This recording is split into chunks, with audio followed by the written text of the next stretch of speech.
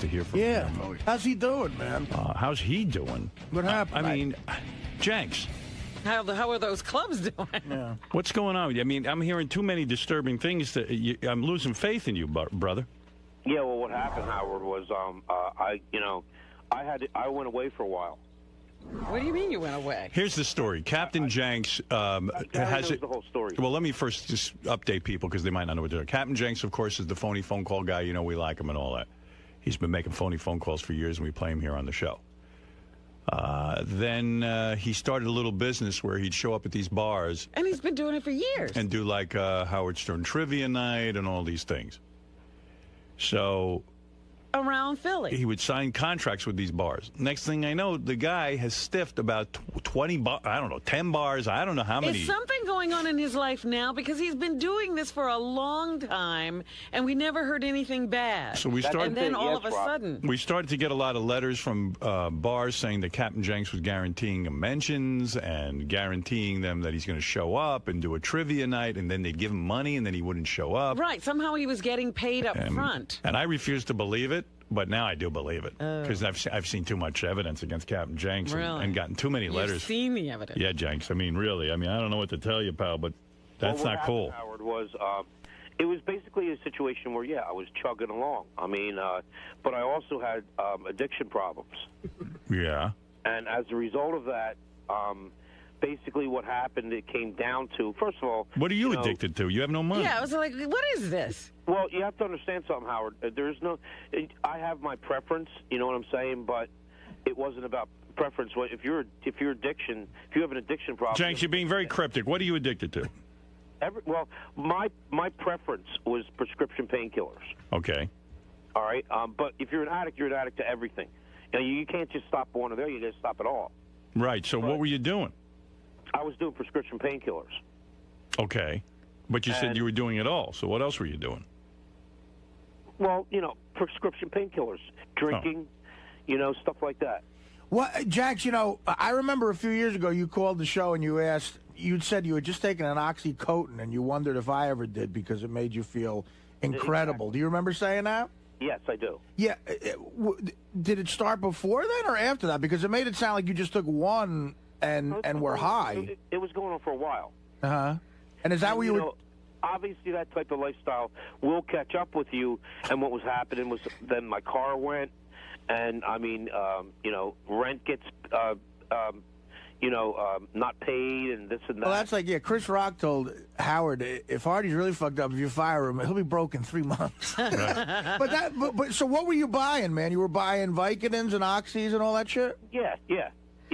Well, I don't understand. You're saying now that you got so strung out you couldn't pay. You were buying so many pills you couldn't pay your rent. Couldn't pay my rent. I'm just saying. Did you lose your job? Everything's gone. Today's the last place that I'm in my house. As of today. You mean you can't? Wait a second. You can't be on Oxycontin and work at a gas station? Well, you can't be an addict and continue. It has to stop. Here's what happened, Howard. All that shit, that's all heroin. It's just in pill form. It's opiate. Exactly. So you get addicted to it like you get addicted to heroin. That's how I started. But you think you'd be able to keep a garage job. But what happens is, in other words, first you need 10 to get high. Then you need 20. Then without 20, you're not even high. You're sick. Right. You're in withdrawal. So then you need 25 just to feel normal. Right. And then you want to be high again because you're an addict. So then there's no stopping it. So you'll start stealing from everywhere. Right. And Artie understands perfectly. So first you got to go through withdrawals, and then you got to go to detox. Did you get Subutex, or is that too expensive for you? That's probably too expensive for you. Well, see, that's the thing. So wait a second. I don't mean to keep interrupting, but let me stay on topic here. So how did you get into this whole thing with stiff and all these bars? Like, why didn't you just show up and do the bar appearance and get more money? Well, the first thing that goes is my car. Yeah. And so you can't get to her.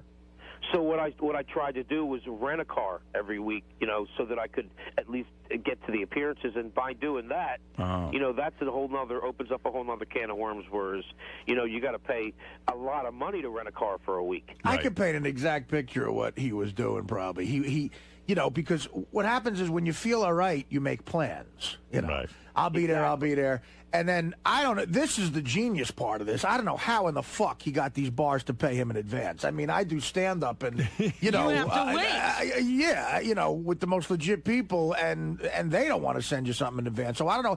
That's the genius part. But anyway, he somehow gets them to send him money. Then he blows it with pills, and then when the time comes to do the gig, he's strung out or he can't make it. It shows you what a bright guy he is, that he can get this business going and get money in advance, but he doesn't want to apply it to work. Yeah. But what I'm saying is the bottom line, what it came to is, you know, I mean, nobody really knew. I didn't tell anybody. But what it came down to is I finally did go to people that were in my life that were, you know, family, close friends, explain the situation, and basically what happened was it was like an intervention, and I went away to rehab. Now, do you owe Steve Langford an apology? No, he's still mad at Steve. Why? Steve was telling the truth. Yeah, but, you know, look, you don't want the truth to be known. No, the thing with Steve was, the whole Steve thing was, it was a catalyst. I mean, it initially turned out that I missed one or two. But then it got worse as the result went on because, you know, Janks, you're still in a bit of a denial. I Right. mean, No, because I'm saying I couldn't get bookings. Well, That's not true good. because you had Janks. I know because we saw like 8 or 9 people before you went to rehab that were bookings that you didn't show up to, and I can't believe. So you got those bookings and you didn't make it there. Right. Yeah. So Janks. Right, but- so here's the question. So now you're telling me you're homeless? Yeah, Howard. Yeah. Janks is getting out today, right? No, I'm homeless, but I'm sober. He's getting out today, but he has nowhere to go. He lost the place that he was living, and he was telling me for whatever reasons he can't go live with his parents, so he's probably going to end up in one of those sober houses. How come you can't live with your parents? Well, you know, Howard, they're not in the best of health, and they're retired, and you know, I mean, it's not a situation where it's not an option. How do you have money for a sober house? You don't have money for that. I mean, you just got to do what you got to do to make it. I know I'm going to go to meetings today. But how do you go to a sober house if you don't have money to pay for a sober house? You got to do what you got to do. You know what I'm saying? What does that mean? We don't know what you're saying. He doesn't have to pay for it. He does not know. I spoke to him earlier this morning. He doesn't know where he will be sleeping tonight. Is that right, Janks? That's correct. But initially, I don't think you have to pay for a sober house initially. Right. You got to do your best. Where are you right now? Well, this is my last morning here. Oh man. So yeah, it's rough. I don't even have any heat in my house. I mean, you know. Can't he move into your screening room, Gary, with the bar and the? If you move one of the stools, could Janks be one of the stools? So Janks, you got to go get a job. Well, yeah, absolutely. Well, where's he going to work, though? I mean, Gas station. He's got, you know, like a bad reputation. He can't get a recommendation now. Which is why he might be mad at Steve Langford. But anyway, I just want to ask Janks a question. We figured out that there's like 8 or 9 appearances that you didn't show up to. So where did that money go to your habit, or where did that money go to? Well, renting cars. I was chugging along, and like I told you, Gary. Yeah, but that doesn't make sense. You were making enough money where in the past you were making a profit. So now you got that money and you go to the appearances. How did you lose it all? Oh, it all goes to the pills, sure. He says he was chugging along, but he was chugging along stiffing people. Yeah, Right. He'd start doing nasty scamming. shit. Hey, where would you get the pills? From a dealer? Would you try to scam like pharmacy shit? Like, how would you get the pills? I never scammed a pharmacy, but you know, you can get anything off the street, Artie. Yeah, but how much were you paying for it? It gets expensive. How much is one Oxycontin? Well, I mean, you know, on the street, you can get it for something like 20, 30, 40 bucks. 40 bucks a pill. The pill, yeah. Wow. So Those if you are need good 10 shit. pills, that's one See, appearance. that's the thing. That's why people graduate. See, I know I never graduated to heroin, but that probably, my therapist at the rehabilitation center said that would have been my next step. Yeah, but because that it's- probably would have been a good move for you. Yeah, actually, that makes sense to go on heroin. 'Cause Better it's for your cheaper. liver. Economically, it's a good idea. What? Yeah. And now, for like a 30, were you taking 30 milligram Oxycontins? 80s. Oh my God! And so you would need 10 80s a day, type of thing. Something like 6. Yeah. Wow. Wow, 80 milligrams. That's But 400 milligrams. Of But the bottom line is here. Did you ever resort to like blowing guys to get money? No, never happened. Good. All right. But the You're bottom the right line size is for here is that I just wanted to, I did clean myself up and sober up, and what I'm doing now is just trying to get myself back on my feet. All right, good. And I want everybody to know that I had appearances with. I'll do the appearances. I'll do whatever I got to do to make it up. You will honor your appearances. It was never my intention to not show up. You're a good man, Janks. I'm pulling for you. I'm just doing my best to get everything back on my feet again. Yeah, it's All bad. right. How long Prescription do you pills think- are bad shit. It's just I go to meetings all the time and stuff like that. And Well, I had no idea you were struggling with this, but I am very, very... nobody did. I'm very, very happy to hear from you because I was worried about you, and I'm glad that you're straightening out your life. All right? Thanks. All right, Janks, I may have Keep it to. on the straight and narrow. Yeah, Janks, I may have to call a station and say that you're dead and see if they'll report it, like you did with me. Because now it looks like you have the same problem, don't you? They have the death pull on me. Janks is a good I guy. can relate what you were going through by listening to. You know what I'm saying? Well, thank you for relating to it back then by calling a news station and saying I'm It dead. sounds... I never did that. It sounds to me like Janks has hit rock bottom. This is what they call it, Howard. Yes, when you've Exactly. lost everything, that's a bottom. No. Blowing a guy. That's going to be rock bottom. When And he says he Janks- hasn't done that. With Janks, now he's going to be on the comeback trail. I hope when he hits the heights again, when he's on top like he used to be. When Doesn't he was working, need to celebrate. When he was working at the gas station and making these Yeah. bar appearances. I hope when he hits the heights again, he doesn't let this get to his head. Because Howard, that's another thing. remember... there was never a gas station. What? Oh, really? What did No. you do? See, well, the thing is any place that I worked didn't want me to come out and say that who I was. Right. Oh. So they say if you it would be a situation where if you ever say where you work on the show, then you're going to lose your job by the next day. Oh, so you didn't I work would, it again. So I would say that just so Oh. that I wouldn't lose my job. So But what was your profession? Well, I basically did any jobs that were around. Yeah, so... Yeah, but okay. you're indicating that you were employed steadily by someone because they got mad at you. Who was that person?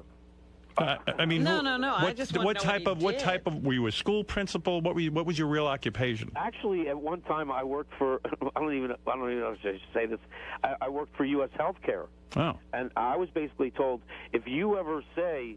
I was called into the office of like the president of the company, and I didn't know why. And he said, if you ever say where you work, then that's it. I'll tell you So- how brilliant this guy is. You see, here's a guy. He won't tell us what he does. He's No, still not having this is what done. he worked for the CIA, obviously. One of the things that is Yeah, that's the what I'm reason thinking. I got to tell you how brilliant this guy is. Here's a guy that used to, he'd get through to every major news organization and make these phony phone calls. He would get. He was the night Bob Hope died. Who was on CNN as his longtime writer? Oh, I love that call. Captain Janks. That's Yeah. one of his best. And, it shows you he's a genius. I've said for years, once in a while you meet like flim-flam guys who scheme. They can never have a straight job. If And they they're did, brilliant. They're brilliant. Criminal mind. Now, I'm not saying that Janks is a criminal. But he's one of these guys. He's so brilliant with these phony phone calls and things. And The way he would set it up, sometimes he'd have multiple phone calls, Right. all kinds of things. And I got to figure there's a place for this guy if he could just straighten his life out because he's a bright guy. There is a place. It's called the Sober House. Well, all right. But you know what I mean. After I the really sober would house. love to know what he did, like what kind of skills he has, but he won't. What kind of what? No skills. Skills. He doesn't have any skills. You thought his skills are phony Skills. phone calls. He's a con man. Hey, Janks, did you go through withdrawals on your own? You just got through it on your own? Yeah, well, when you go through rehab, what they do is they kind of wean you off over the day. Oh, so you had medication. Process. Yeah, he had medication. And I've even considered methadone clinics and stuff like that. But then you also have to figure if you do that, then you're just substituting one drug for another. No, you get addicted to methadone. Right. So I'm trying to do it just with nothing at all, and just go to the meetings, and the meetings help. I'll tell you what, Janks, to get you back on your feet, I'm going to give you $500 cash courtesy of Sex Drive on DVD. It's ruder, cruder, and neuter Then what? than anything. Oh. Own the unrated cream-filled edition of Sex Drive on DVD and Blu-ray tomorrow. As a matter of fact, I've seen Sex Drive. It's a funny movie. Yeah? Yeah, I watched it, and the and the unrated version is real good because just in the middle of the movie, they just have naked chicks walking around. Like you'll be in the middle of a It scene. doesn't have anything to do with the scene? Nothing. And just all of a sudden, there's a naked girl Just waving. they cut it in. I love that. Oh, my goodness. It's like if they put Spider-Man in every movie just so you could say hi to you. Anyway, okay, Captain Janks, here's $500 for you. I appreciate that. All right, you're welcome. And if I had an address for you to send it to, that'd be great. well, we'll figure out a way to get it to you. Yeah, I know. I could, have it sent to my family or something. All right, hold on. He would appreciate a wire. So Gary, are you surprised by Captain Janks' revelation today that he's been on drugs? No, I knew there was something wrong when I spoke to him like 3 or 4 weeks ago, maybe like a month ago. I told Howard he's all agitated and was just acting weird, and I thought there was something wrong with him then. I didn't know it was drugs, but I had a suspicion that it might be. Now, are there going to be any repercussions because, he's using the Howard Stern show's name by getting these gigs?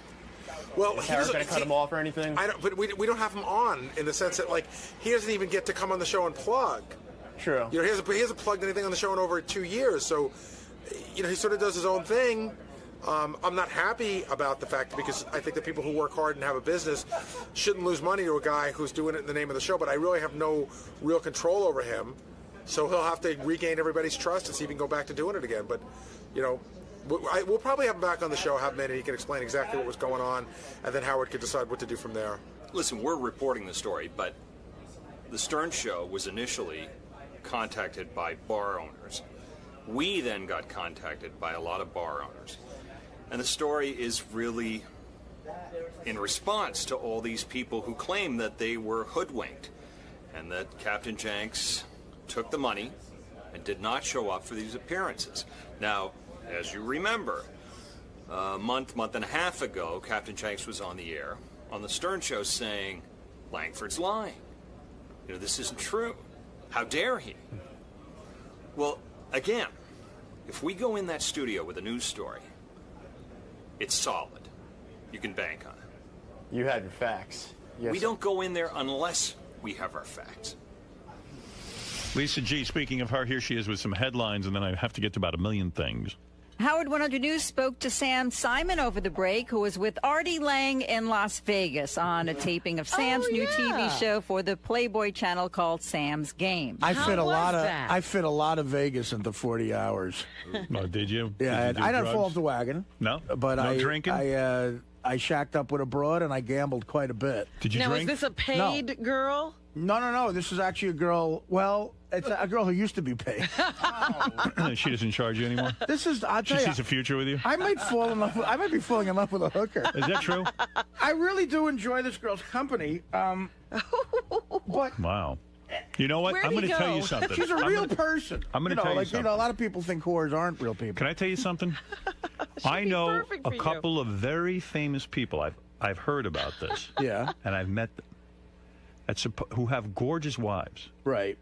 Who supposedly they were call girls. And and girls that you would high-priced. I know a couple. Escorts. I know a couple of names of celebrities that would blow your mind. Yeah, chicks. You too, right? Really? No, girls who work call girls. I don't know if they're married. You're right. They're celebrities in their own right now. Right. And and what I'm telling you is, I know of guys who are famous who have hot wives. Right. They married their call girl, their escort. Right.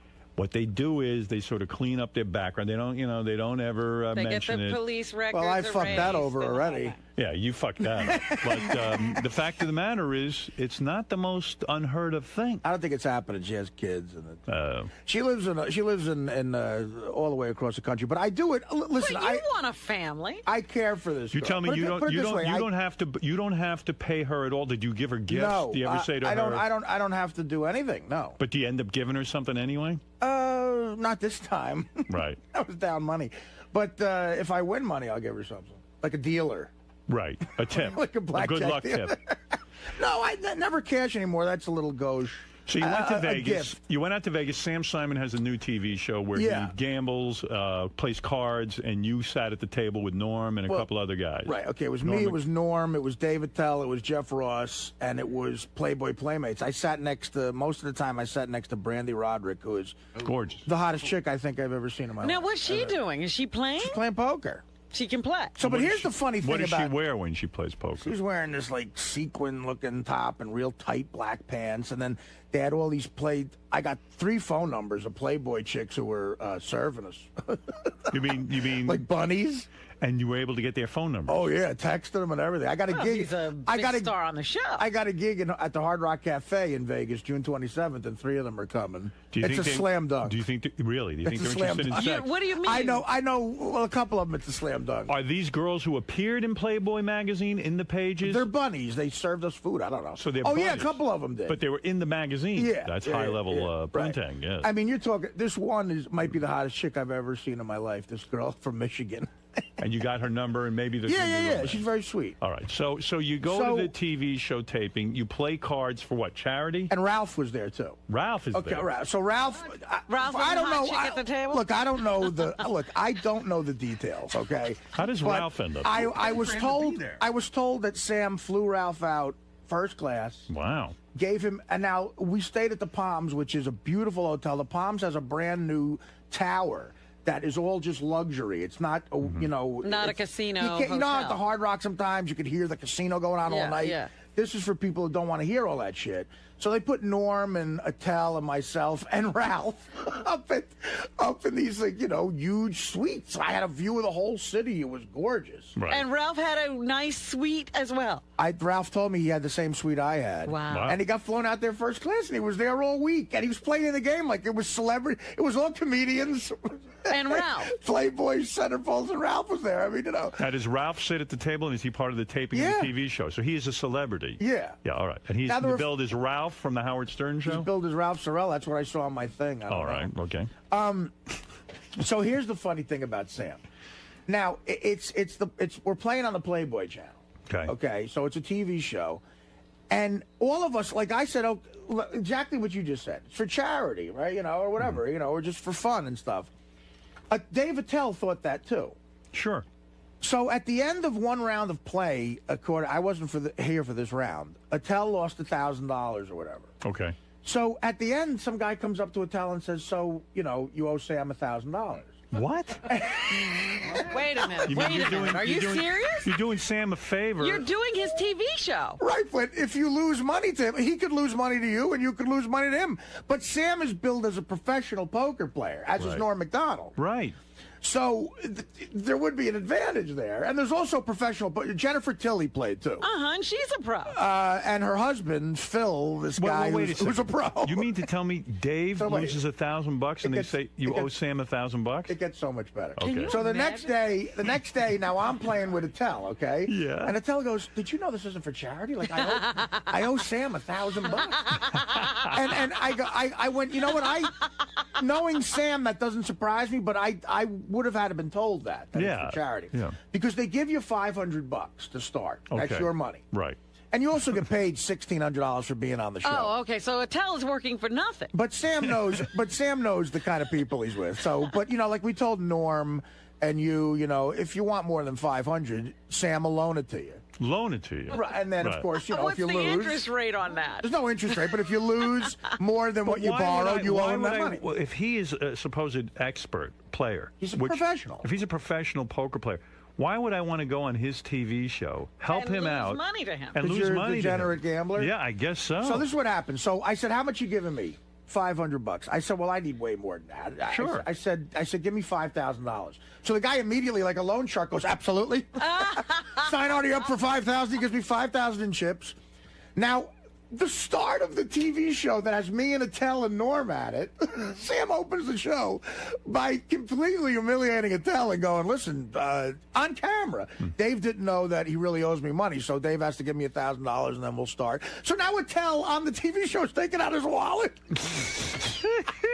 Dave doesn't have $1,000. Well, Attell's got the money, but he says, "Thanks, Sam. Well, I didn't know we were going to do this on the air." So he takes the money out of his wallet. He gives the guy, Sam's producer / bitch, I don't know, gives the guy the money, and then Attell buys in for another $1,000. Me and Norm each buy in for $5,000. Oh, my God. So now here's the rub here that I get pissed off with. It's also a TV show. Sure. Okay, so now Sam, Norm, myself, and Attell are all at the table. Sam wants the show to be funny, okay? Right. So there's also 2 Playboy playmates there. So now who do you think the funny falls on there? You. Right, of course. And Me and Attell. Norm, right. But Sam and Norm are such like crazy card players. They're concentrating on the game. They're not being funny. Okay, so now me and Attell are looking at each other. Every time I started making jokes, you know, and like I would throw in like when I didn't really have a good hand to be funny and stuff, and I was doing shit that I thought would be entertaining. Right. But at the end, you lose money, and it's like, okay, you're being funny. Sam wasn't being funny. Right. He was making money. Right. He was making money, I guess. And then me and Norm started doing some stuff. We were trying to be funny. Let me get to the bottom line for So a there's second. two different things going on here. There's a poker game for real money, or are we trying to entertain people? Because I can't concentrate on both things at the same time. Absolutely not. So, well, why are you feeling all this pressure? I started getting a little pissed off, and I started playing for real. Okay. I started really getting into it.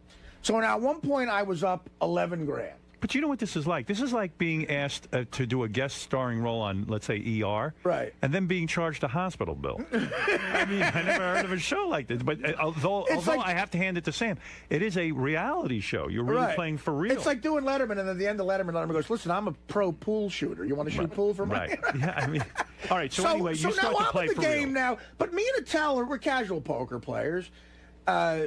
Me and Attell are now in a game with a Playboy playmate who's hot as hell, which is very distracting. Now, and is she- three professional poker players. Is the playmate putting up her own money? Brandy Yeah, but Roderick has that kind of buy-in? No, she just took the 500 from the game, and she would. You get 500. Is Sam really going to take her money too? I don't know if he did, but she didn't have any chips in front of her at the end of the night. But listen, if you only bet the 500, you don't lose anything. Right. I lost, we lost because I put an extra $5 grand in because I wanted to, play like a real thing. So now I'm up $11,000. Wow. At the end of the first round. So if we stop there, that would have been it. But they take a dinner break and we do a second round. Okay. Now, they send me out into the fucking casino with, I'm like, fuck it. I started really gambling. I'm playing craps. And then, so I go up to my room and I call this broad. And the producer of the show says, look, you got to come back down and do the second round because, like it's a TV show. Right. So I'm like, all right. So I go back down and I win the first couple of hands. And then me and Norm get involved with this hand. Now, Norm is a really good poker player. All right. And I've played poker with him for years, but I kind of know, like, I'm not going to say he has a tell, but I kind of know when he's got a hand, I think. Because Norm is great at making an I don't give a shit face about everything. Right. So it comes down between me and Norm and whatever you got. I mean, so many people know about poker now, but I had a pair of kings with, like, a queen high. Okay. That's all I had after the flop with everything in beginning. So me and Norm start gambling, and I can tell by the last card, the river card, that he doesn't have anything. Right. But so I bet a lot of money. He bets a lot of money, and then I go all in to end this one round with Norm. On the river, the last card, Norm gets a flush, an ace-high flush. Wow. Okay, so and it looks like he played it perfectly, and I'm like, oh, so I'm making jokes about it. Again, there's cameras all over you, like be funny or do something. So I lost probably all 11,000 on that hand. Wow. I buy in for another 5. Okay. So we finish out the last couple hours, and I ended up down money. I ended up down like $8,000. I think Attell won money. Norm must have been up, and Sam was up money, I'm sure.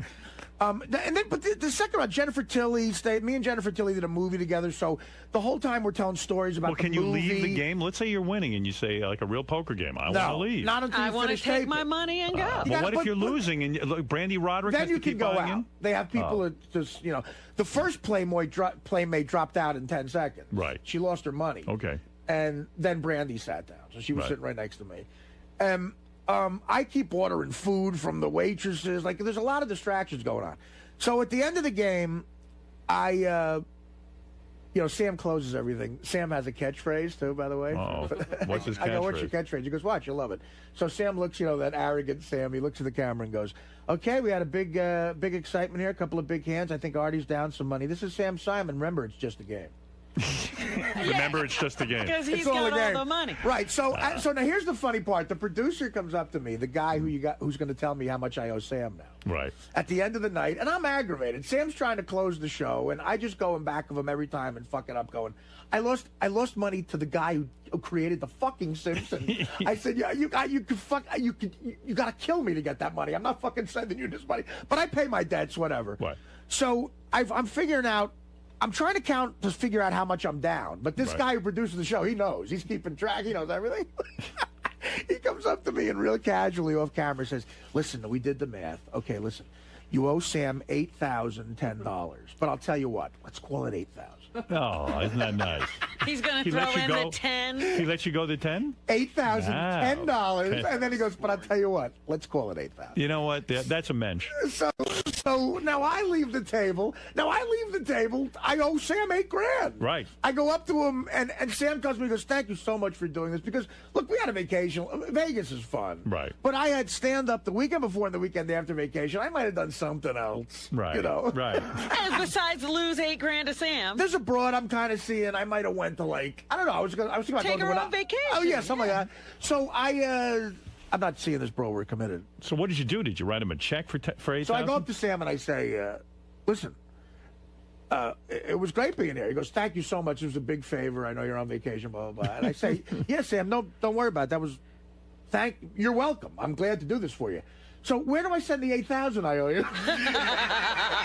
So have you and paid I thought him yet? maybe Sam was going to go, "Come on, it's a TV show. You help me out here. You're on the show." Sam goes, "I don't mail me a check." Mail me a check. Yeah. But wait a minute, so... What a story. I want to know if Ralph loses money if he's got to pay Sam. If that fucker ain't paying Sam, I ain't paying Sam. Yeah, because And you that fucking Sam. don't get the $1,600. No, I do. They send me that's union shit. Then you have to send it right back. Well, no, I get a check if I appeared on a TV show, that gets sent to my, accountant, the $1,600. But I got to send of my own personal money, 8 G's to Sam. That's what I'm saying. You worked for nothing. Dominic, you're Worked for nothing. It cost me 6 G's. Dominic Barber. I don't get something, Artie. How can a private individual lend money to people in Las Vegas to gamble? That's against the law. You can't. No. Sam, you don't understand. It's like the guy said, "How much do you want from like Sam's game, the show, the casino was loaning me the money, but when we sit down at the table, it's legal to gamble in Las Vegas. We were gambling. We were playing poker." Who are you mailing the $8,000 to? The game, the show, not to the casino. No. I don't know. I'm mailing it to the show or the casino. I don't know. One of the two. I'm not mailing it to Sam personally, but I lost money to the show. I lost money to something. I guess I lost money to the casino. I think you realize that that's, of course, not legal to have a show where they lend you money and you pay them back. He's saying that they do it through the casino. No, Sam, Dominic, they said to me, the casino can front you money if you want. Right. And I got fronted money. That's what I did. It sounds like it couldn't possibly be legal to even have a show that lends you money that you then pay. Hey, is the $8,000? I got $5,000. I'm sure whatever they're doing, they've looked into. I got $5,000 in chips from the show. They made up chips. There were Palms chips. We were playing at the Palms. I don't know what kind of deal. I don't know what kind of deal they have. All I know is I taped a TV show and I lost $8,000. But no individual can open up in a casino their own gambling casino or bet. Dominic, it's obvious they're playing at a casino. Right. Yeah, we're saying we're in the Hef Suite at the casino. Yeah. And that you're getting it's the same when you get a marker from a casino. And now Artie owes $8,000. Probably Sam was paid already from the game, and now he owes money to the casino. I don't know. I don't know. Sam can explain it. The bottom line is, I taped a TV show, and I owe people money. Yeah, I don't want to get caught up in that, but it sounds like the $8,000 at least is a tax write-off. Maybe, possibly because you were taping a TV show. I don't know. I don't know that that's the case. I don't know. I'm asking. I doubt it. So Howard Stern could open up in a casino the Howard Stern game, have people play, make a profit or a loss, and film it. No. You couldn't. No, Dominic. That's not what happened. This is the way Dominic. I understand it. You go to a casino and say, we want to tape a TV show. Right. Which is a poker game. Right. The casino, as you know, has poker dealers. Right. And you go there and you buy in. Right. Now, how you buy in is up to you. You can say to the casino, I want to have a marker, which is essentially what it sounds like Artie has done here. He has said, look, I don't have the money with me right now. I want to take out a loan. I want to take out money. At the end of the game, whoever wins the chips goes in and cashes out. Now, Artie owes money to the casino. That's how it works in it. You can go anywhere in a casino in Vegas and play poker. Listen, here's the thing. Sam might have been doing this for charity, but we weren't told that. Sam is a very charitable guy. Right. And I'm sure that's what he was doing. But my point is, it wasn't, to me and Dave Attell, it was obviously, it wasn't made clear what was happening, that we're playing with real money. But once it was made clear, you bought in anyway. Of course. I mean, right. but right. listen. Well, he's there with a camera in front of him. He can't look like I'm in Las Vegas. There's hot chicks around. I'm shaking. Yeah, give me money to gamble with. And you're telling me... I'm sure, knowing Sam as wonderful as he is and charitable is, that he didn't do anything intentionally. But I don't believe that a casino can have another organization front like that. Right. You're not listening to what Howard was saying. You're not following. But it's okay. Listen, I got to go. I'm telling a story. I doubt, and obviously it's a funny story. I lost money. I doubt Sam did anything wrong. No, I know he did. But maybe it all went to charity in the end anyway. But it is hilarious. He wasn't in on the deal. He doesn't know how it's structured. But so afterwards... That wasn't the point of the story, to find out whether it's legal or not. Yeah. We're assuming the legalities have been checked into. Thank you, Dominic. Believe me, there was nothing but law enforcement officials. Let me understand something. So you're telling me you didn't drink, you didn't do any drugs? Not even close. Wow. You just lost money. And so anyway, so at the end, I was going to fly home. We finished playing the last game at about 3 a.m., and I was going to fly. And then afterwards, me and Jeff Ross and a couple other people, and Ralph, Jeff Ross and Ralph went up to the Playboy suite to watch them shoot the beginning of the show. Right. The beginning of the show is this insane Playboy suite in the Palms. It has a pool. I'm going to explain this. Like, they have 4 suites where the pool juts out like into the sky. Like if you look, it's an enormous balcony if you look up, so it looks like a peninsula or something. Right. And the balcony is a pool. So it looks like, and the pool is all glass, so it looks like you're swimming in the sky, in other words. Like you're almost flying through the water, and it was loaded with Playboy Playmates. How does Playboy afford all of this? I mean, they're on hard times, Playboy. Well, again, magazine. I think that that's a licensing the name kind of thing, the Palms. They have the Hef Suite. Right. And there's 4 suites like this, and the pool in the Hef Suite has the Playboy bunny and everything. But the more important thing was, so at 3 o'clock in the morning, we go up there, and Sam has worked it out where him and Ralph is in the beginning of the show. There's a bit they do in the beginning. It's Sam and Ralph. Like, they're connected now publicly. How did Ralph get to be his sidekick? I don't know. But all right, well, at least Ralph's got a job. Yeah, that's probably how Sam got him money to get flown out there. Like, look, you'll be in the show. It's a write-off. So Sam and Ralph are surrounded by 12 Playmates. So they're shooting with the Playmates. Now, me, Jeff, and Ralph are watching these Playmates. They got thongs on and bikinis, frolic in the pool. Wow. And they're throwing us the beach ball and stuff. We're going like, what's going on? Like, can we fuck these girls afterwards? Do they have any kind of commentators? Well, Sam and Ralph are the commentators. They're waiting for Sam to come up there and shoot it. They're getting like B-roll of the girls playing and right. And me and Jeff and Ralph are like standing on the side of the pool talking with these girls, like, and the camera guys and shit have work to do. We used to look like hungry wolves, like, just drooling. Sure. So I get so horny now. It's 4 o'clock in the morning, 4:30, and I have to have a flight at 6:55 a.m. Right? How do you stay up that long? I don't even know how to do that. I had slept till about noon that day. It's Vegas, you know. I don't know. I mean, I don't get bored in Vegas. Right. I don't get Gary in trouble. So so now I'm kind of horny from these broads, and one of them was I was talking to her, and they're like, well, we have to stay here and shoot this all day. So I call this chick that I know, and the hooker. The used to be hooker.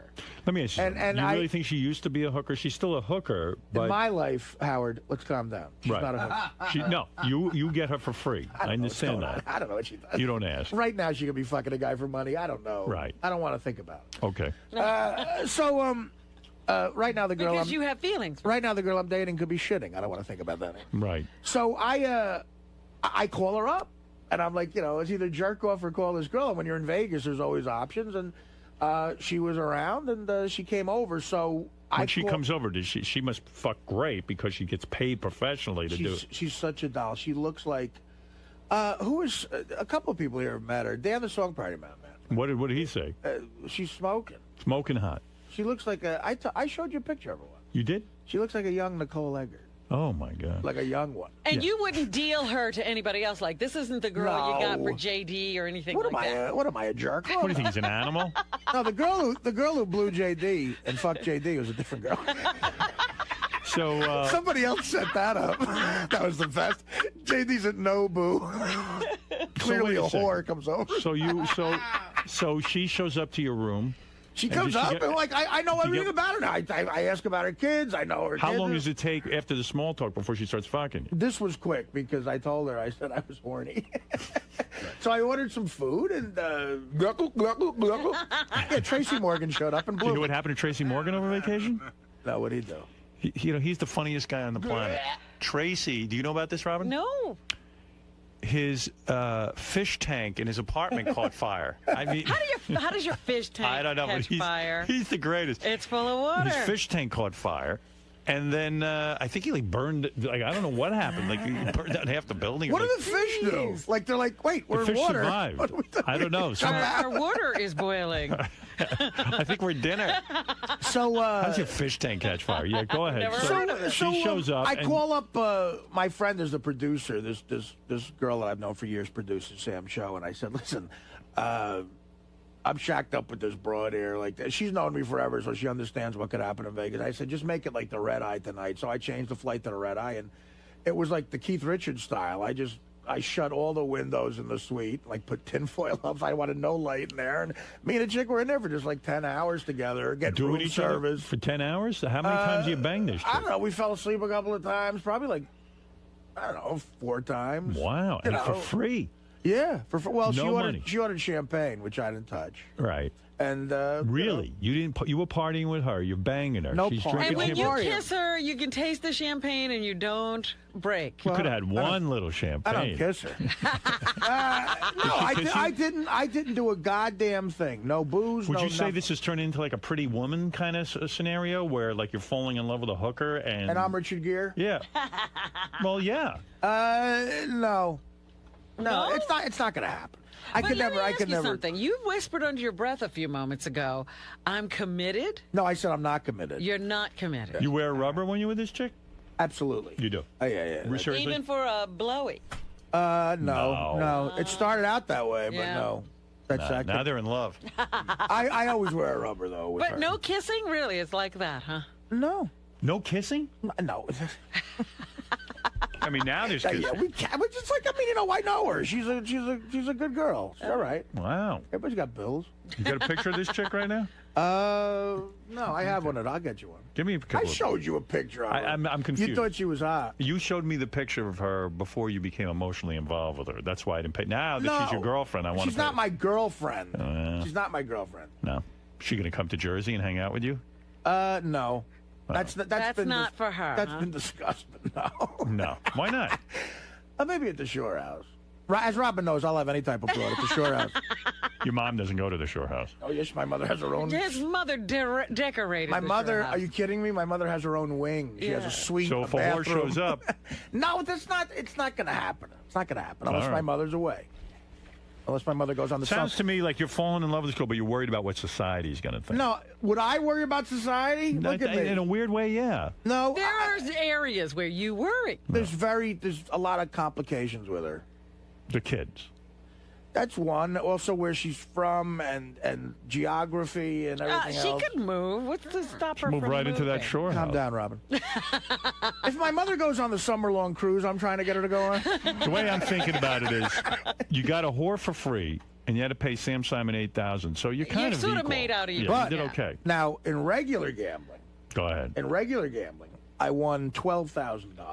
All right, so you really won $4,000 is what you're saying. With the 1,600, so if you count the 1,600, the game, the 2, and the 500, if you want to get really technical cool with the math. And the 10, even count the $10. Little over 6 G's. 6 G's you won. Up.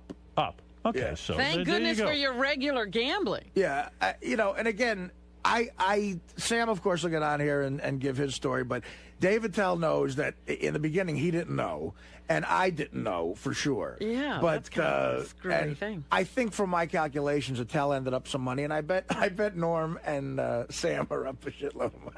They just want to take money from their friends. Did you get worked by Sam Simon? Did I get what? Worked by Sam Simon. My lawyer said I can't discuss this right now. Why not? No, I don't know. I think Sam. I think what we're looking at here is Sam stole money from me to give to charity. It's like Peter Pan or Robin. This is the best of the wrap-up show. A recap and behind-the-scenes look with John Hine and Gary Dell'Abate. The best of the wrap-up show begins now. Artie Lange here. On Monday's wrap-up show, we discussed Dr. Drew Pinsky and his assessment of me, which I think is total bullshit. I don't want to be dead like my father. I'd like to be thin like my father, probably. I don't want to be dead like my father. But I do drugs to forget my father's dead. It's very complicated.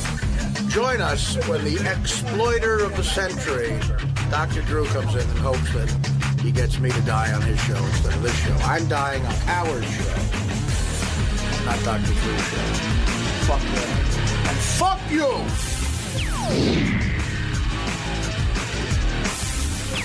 Now, Artie, before you came in, I was explaining, I took your side in the sense that how could you say that this guy, Dr. Drew, BlackBerry's blowing up. Isn't exploitive when everything he does is on television? Right, of course. The guy's look, I know he's a nice guy, but look, I said to him point blank, would you let one of your daughters do this? And of course, the thought of that's horrifying to him. And he went, good question, no.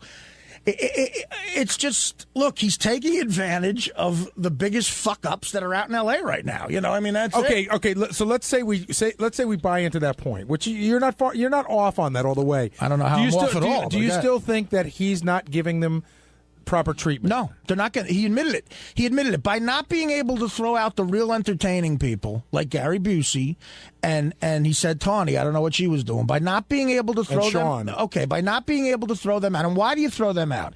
Not because you don't care about them anymore, because they could affect the treatment of the other people.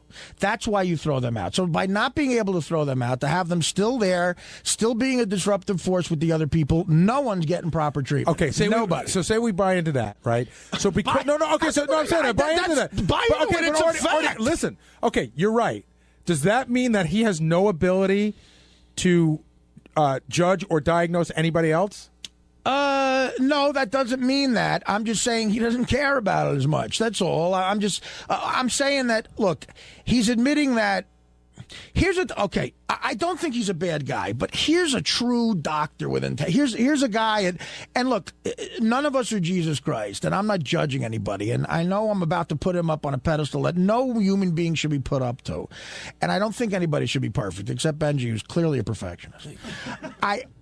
This, to me, is a doctor I would want to see. A guy who goes, look, you're unbelievable at what you do. You happen to practice in Los Angeles. We would love for you to do a TV show and with these people. And here the guy goes, no, I can't do that. I can't ever bring myself to do that because this is sacred to me. I'm a doctor. I took an oath. I can't put these people on TV if I'm not allowed full autonomy, and I can't do whatever I have to do within treatment to make them better. That's a doctor I want to see. Dr. Drew was asked that question, even if he asked himself in his own head, and he said, I'm willing to fucking do it on television. That's all I'm saying. Doesn't make him a bad guy. I don't judge him in a bad way because we're all human beings, man. I mean, we all go for the money. But in a way, you are judging him because you're saying that he's not good enough to diagnose or treat you. But in your mind, for what you want. I don't think he's and I think he's not. He shouldn't be able to treat a lot of people due to that, just one factor. I mean, look, the other thing is, how many people is he not if he thinks he's such a great doctor, how many people is he not treating because he's in a meeting with the network or, because he's developing another show? That's unfair to say because you would have to sit there and figure out what every doctor does with their time when they're not with a patient. What about a golfer? Doctors do two things with their time. What if they were golfing? What if he were golfing instead of being in with the network? Go to the hacky thing, I'm just saying. Whatever. I'm saying, look, Drew probably golfs too, but the average doctor doesn't golf, take care of his kids, meet the network, develop a show, and then see a couple of people. The average doctor golfs, takes care of his kids, and then sees as many people as he can help, and not on television. And that's all I'm saying. Look, I'm a fuck up, and I'm not judging. I am judging him, but I'm not saying that, look, I hate him or he should be in hell for this. I'm not doing what Jesus would do. And I'm not saying I'm not a fuck up. I'm just giving you my opinion that he had to ask himself that question: should I do this on television? And can I give the proper treatment on television? The answer is no, clearly in his head. And anyway, he said yes anyway. That's all I'm saying. I'm not a fuck up, and I agree with Artie. I think doing it on TV hurts your credibility. I do. See, and again, I think he's good at what he does. I think he made a lot of sense, and I think Artie absolutely needs help. But I think he makes a very good point. All right, let's get off this topic because we're getting stuck here. Because you're losing. No. What did you think of his assessment of you? That initial assessment. Actually, wait. Before you answer that, Artie, I'm sorry. Teddy, hit clip number 1. John's not a fuck up. People, when they're sober, end up better than they thought they could be. Right. But it's almost like you want to join your dad, you know what I mean? And if you can't live without him, you're not going to live. You know what I mean? And that's, you deserve a better life. You deserve a sober life. Right. And he would want that for you. And it seems like you idealize him so much that he can't be the real guy he was with you. And you won't let go of the idealized image. And that's either pulling you towards death or keeping you on heroin. All right. Let's not forget to mention the fact that he developed this theory by reading Artie Lange's Too Fat to Fish, still on shelves, which is a very honest book and a pretty good insight into who you are. It's a fantastic book. I'm not going to argue. But it's the best book out now. I get it. It's pretty good insight into who you are.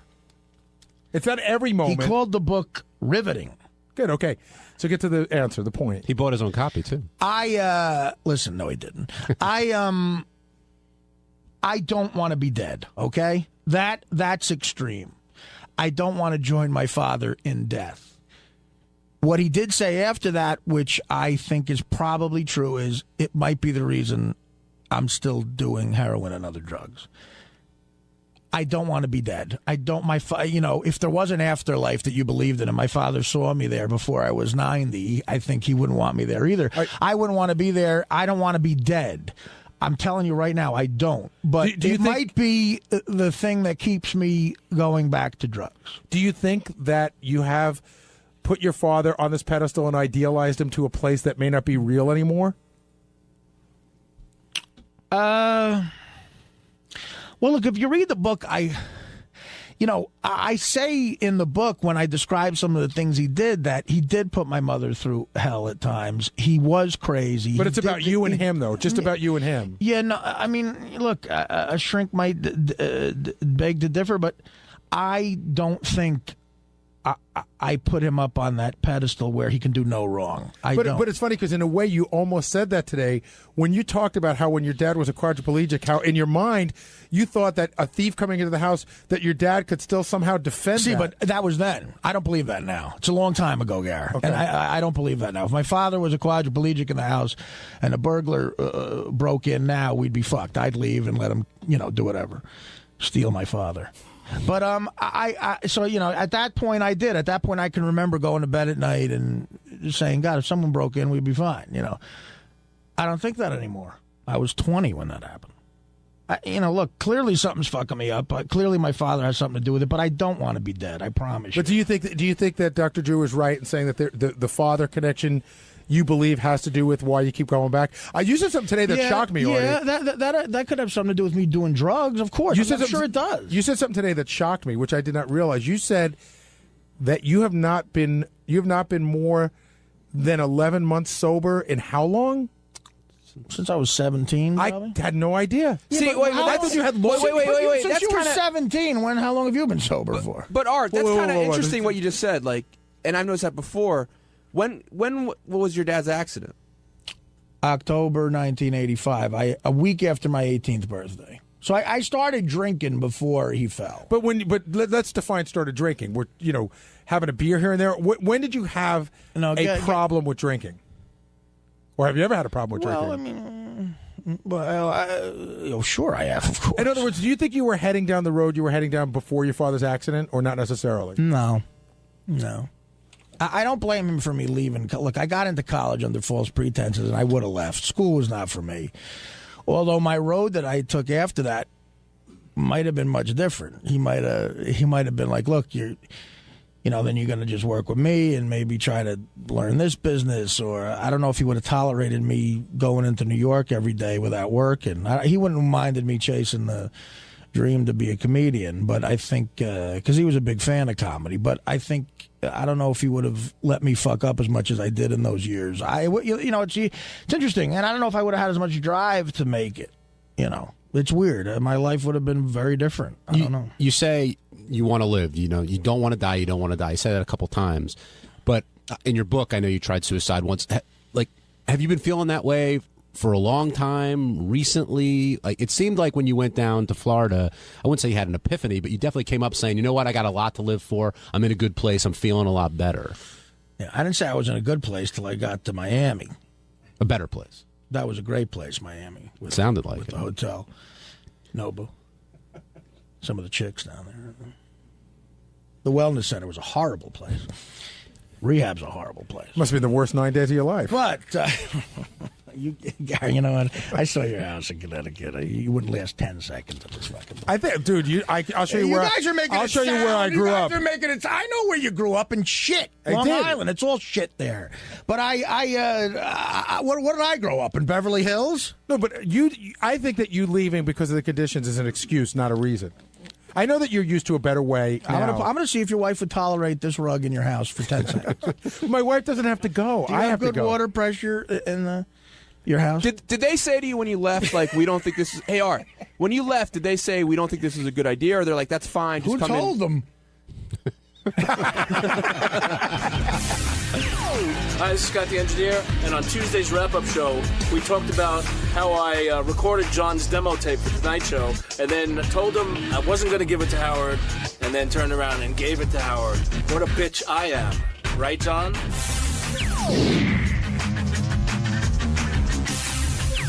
The show started really with Howard doing a rap on Stuttering John and told his side of what he thinks is really going on with him and if he'll go over to the new show, etc.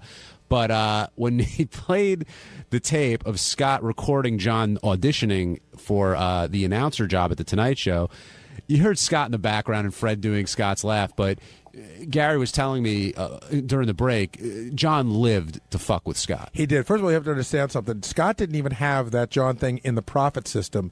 He was holding it off to the side, and the reasoning is still not clear to me. Scott claims he was looking for the unbleeped version, but I think Scott was trying to keep it out of there because I think he felt a little bit bad about fucking with John, but then he didn't care anymore. You have to understand the level that John would go to mess with Scott. So I talked about earlier on the show today. So you know the phones, when you pick up your telephone, how there's a button there, and that's how you can hear what's going on? Stuttering John used to go and tape it down on Scott's phone. Then he would call him, and Scott would pick up the phone. It would ring, but it would never pick up, and he would go, hello, hello. And I remember one day Scott ripped the phone out of the plug and hurled it at the door. Then John pulled a prank on Scott that I believe a caveman pulled on another caveman, back in the Ice Age. But it was so great. John took a $5 bill and attached a piece of fishing wire to it. So Scott comes bopping down the hole. We're all waiting. John goes, don't worry, he'll be out here any minute. We're looking through this little window. Scott goes to pick it up, and John just pulls it away from him. He fucked with him at every available turn. That was before cameras were around? Yeah, a lot of the stuff isn't even on tape. A lot of stuff just for John's fun. So with Scott, this was the ultimate revenge, no? Well, the thing that's funny is John did some of those tricks, and some of them are on tape and some of them aren't, but Scott's got this forever. And, it's wrong of John to be mad at Scott in the sense that if he really never wanted it to be heard by the show, he should have gone elsewhere to get it done. It's a lot to ask of Scott to keep this contained for, 6 years. And John, as you said, messed with Scott all the time. But in all fairness to Scott didn't give it to me like the day after John got the job. John got the job, and Scott sat on it, and then at some point he realized, I can't sit on this anymore. That's a lot of pressure for him. Because if I ever found out he had it and didn't give it to us, I'd fucking ream him. Well, first, Howard said he was pissed that Scott didn't tell him right away. But as it turns out, he did the right thing. Artie jumped in and said, listen, you got to give Scott a standing ovation. And he's right. Yeah. And like I said, Scott took, just hours of shit. For whatever reason, especially at the beginning, Scott was John's personal punching bag for his practical jokes. Did Scott ever blow up at John? I told you he threw the phone at the wall. He knew it was John. Yeah, he blew up all the time. But see, that's the thing, too. Like, I hate the whole practical joke thing because if Scott were to blow up at me, I'd feel so horrible. It didn't slow John down even a little. Now, Benji, do you think John shouldn't be mad at Scott? Well, first of all, do we know for sure that John really is mad at Scott still, or is this just hype? Well, he hasn't spoken to Scott in however many years, and he was very mad at Scott. But was he ever like real close with Scott that you'd call him up and say, "Hey, like let's talk about life"? No, but John's mad at him. Trust me, I know John. Okay, he's mad at him. I mean, I talk to John occasionally. I have a friendly relationship with him. And he's never brought that up to me. But I could understand. I don't think he'll bring it up. It is tough because I can understand John's point of view because we've all asked each other, hey, can I tell you something privately? And I don't know. Benji, if you were sending writing samples for another show, would you ask me to proofread them and then, and not tell anyone? Or would you go to somebody else? I'd probably ask Hein to proofread. You know what I'm talking about. And the other thing, too, is... No, I see what you're saying. It is a dilemma. But here's the other thing. What does John give a shit? He got the job. It would be a worse transition. Well, I don't know. I want to hear from John if he really is that pissed about it. All right, we'll call John tomorrow. I was going to say, we'll take our call. I was going to say, if Gary can ever but get in touch if John with him is, I think I can. It depends on what level. I get what you're saying, except for the fact that if he really didn't want anybody here to know, I guess I don't understand. Like, why would John be pissed at that point that he got the job? Right, he got the job. What's there to be mad at? If anything, he's got the last laugh on Scott. I guess he feels betrayed by Scott in some way. I don't know. Scott, if you're listening, come down. Maybe you can explain this. We should get Sal down here and some of the other people, too, to talk about, I didn't realize this till after John left, but John had his own little fiefdom going that I was unaware of. Oh, yeah. And he would, put people on probation and punish them, and he would not talk to people for weeks on end. And there was really like a reign of terror when John was in that office. Sal's spoken about that before, how he was on 2 weeks probation for doing something wrong. But Jason and Will, he would give them shit. Like if they rubbed him the wrong way, he would get really mad at them and just ignore them for weeks on end. He did get mad at me once. For what? Has anyone ever seen Scott run? Oh, sorry. What did he get mad at you for, Benji? I wanted to start doing stand-up, which I actually all my life I've always sort of dabbled in it. What, John got mad at you, you're saying? Yeah. Okay. And he had started doing stand-up. And I had worked something out with the New York Comedy Club to do some stuff there. Right. And he felt that I was getting in on him doing stand-up. But why couldn't you both do stand-up? Yeah. He felt I was, getting in on his thing. Right, because once he's doing it, it's his thing. Yeah. So did that put an end to your stand-up? Oh, no, just because my laziness did at the time. But he got real mad for a while. Scott's here. Scott, John used to mess with you a lot, right? Oh, constantly. He never stopped messing with me. That was his life. And no matter how mad you got, it didn't stop him. It didn't slow him down. Never. I mean, he would, the phone tricks, the money on the floor tricks with the string. What else? How else would he fuck with you? Hey, wait. Didn't he do something? This is all coming back to me now. Didn't he convince the guy at the garage to say that your car was gone? Did he never pulled that one off? He was working on that one. No, he never did. No, he never. That never worked. That never. But I mean, he would love to constantly fuck with me every way he could. Now, you had this tape. Like, when you did it with him, did you think, okay, one day I'm gonna, he'll get his? Not really. He came and he said, I want to record this thing, and I really didn't know what it was for. I thought it was like a goof. I didn't think it was a serious audition tape because it obviously didn't sound like a serious audition. He wasn't an announcer. So I just took it like, all right, I don't know what the fuck he's trying to do. You thought it might be a bit of some kind? Yeah, I wasn't positive what he was doing. And were you giving him that detailed feedback on his performance as it went on? I gave him, because I didn't know what he wanted to do. So he went on, he was asking advice, does that sound good? I'm like, yeah, you can, go a little more up and, try one easy, try one more, high energy. Was there ever any discussion like, hey, I'd like, can you help me with this and keep it private? Yeah, he didn't want anybody to know about it. And did you agree to not say it? Yes. As a matter of fact, after we were done, he told me to email it to somebody, and they said, please destroy it. And he actually came over to my computer and watched me delete the file. And unbeknownst to him, there was a copy of that file somewhere else on the computer. So what made you decide eventually to give it to this and I knew I had to save it because evil genius? I mean, Howard's mantra was always record, never stop recording. Right. Record everything. Right. And save everything. Right. So that's what we did, and that's what I did. But I'm saying, at what point did you decide, okay, I'm going to let Gary and the guys know that we've got this? See, I forgot about it, and figured out it was fucked. And then a few months later, when John came out and announced that he was leaving to go to the Tonight Show as their announcer, I go, that fuck. And I realized I still had that tape. Wait, why that fuck? Because, I mean, he was just like, you know, how can he possibly be an announcer with that kind of voice? Oh, okay. You know, so you're saying like that fuck, like how can he reach this level? Yeah, I mean, you know, he's the classic example of falling up. And how did John react to you? How did he treat you after that?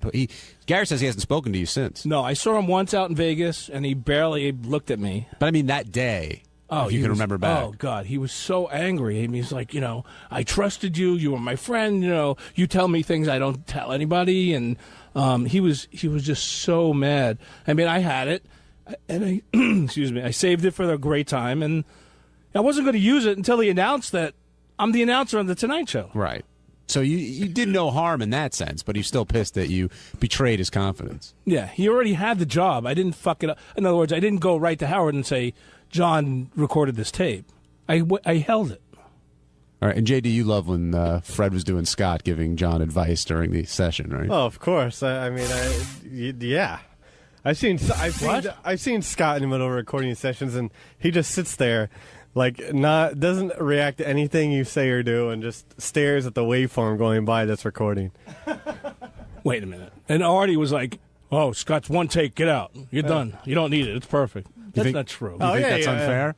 That was unfair, yeah. Oh, you think you're the most welcoming engineer when you go in there to do stuff, when people come in to do stuff with you? Of course I am. Bullshit. Come in. Have a seat. Relax. JD, what's he like? What's he like?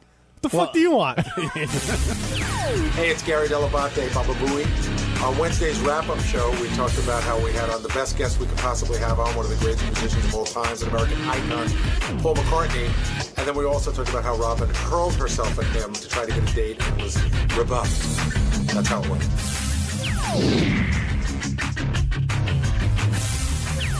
There was a Beatle up here today, Gary, and it was Sir Paul McCartney. Will and I were talking. First of all, we were trying to figure out, is there a guest? Who's the biggest guest that's ever been on the show? Who would you say is bigger than him? And we couldn't come up with anybody. Mickey Mantle. We had Mickey Mantle on the show once, but I would say McCartney's bigger than Mickey Mantle. Okay, Schwarzenegger at the height of his fame. McCartney's bigger. I agree. We couldn't think of anybody. I can't think of anybody that's been on the show that's bigger than McCartney. And he transcends everything. My mother, who's 82 years old, knows who he is. My 11-year-old was thrilled he was coming in, and everybody in between gives a shit. It's funny you said that. I told my daughters that, and they couldn't believe it. They were like, "One of the Beatles is coming in." I'm like, they were thrilled. Yeah, and I got to tell you, the big announcement that Paul made, which I knew already, that was exciting, is that there's a Beatles rock band coming out. I know. I don't know if it's Guitar Hero or Rock Band. I think it's Guitar Hero. Well, one of those. Howard, do you play Guitar Hero? And he goes, no. But he's going to make a ton of money off of when the Beatle version comes out. But and Steve Brandano, host of the Intern Show, which is on 7 o'clock tonight on Howard 101, made an interesting point when he did his thing. He said the interns were more excited about Paul McCartney than they were for Brody Jenner. And Will and I were trying to figure out like what it, he came up with security, but it wasn't like insane security. I've heard people who aren't as big as Paul, come up through the back entrance with tons and tons of security. But we were saying that like there's a guy whose every move is monitored. If he blows his nose and throws a tissue in the garbage, some idiot's going to fish it out. That's true.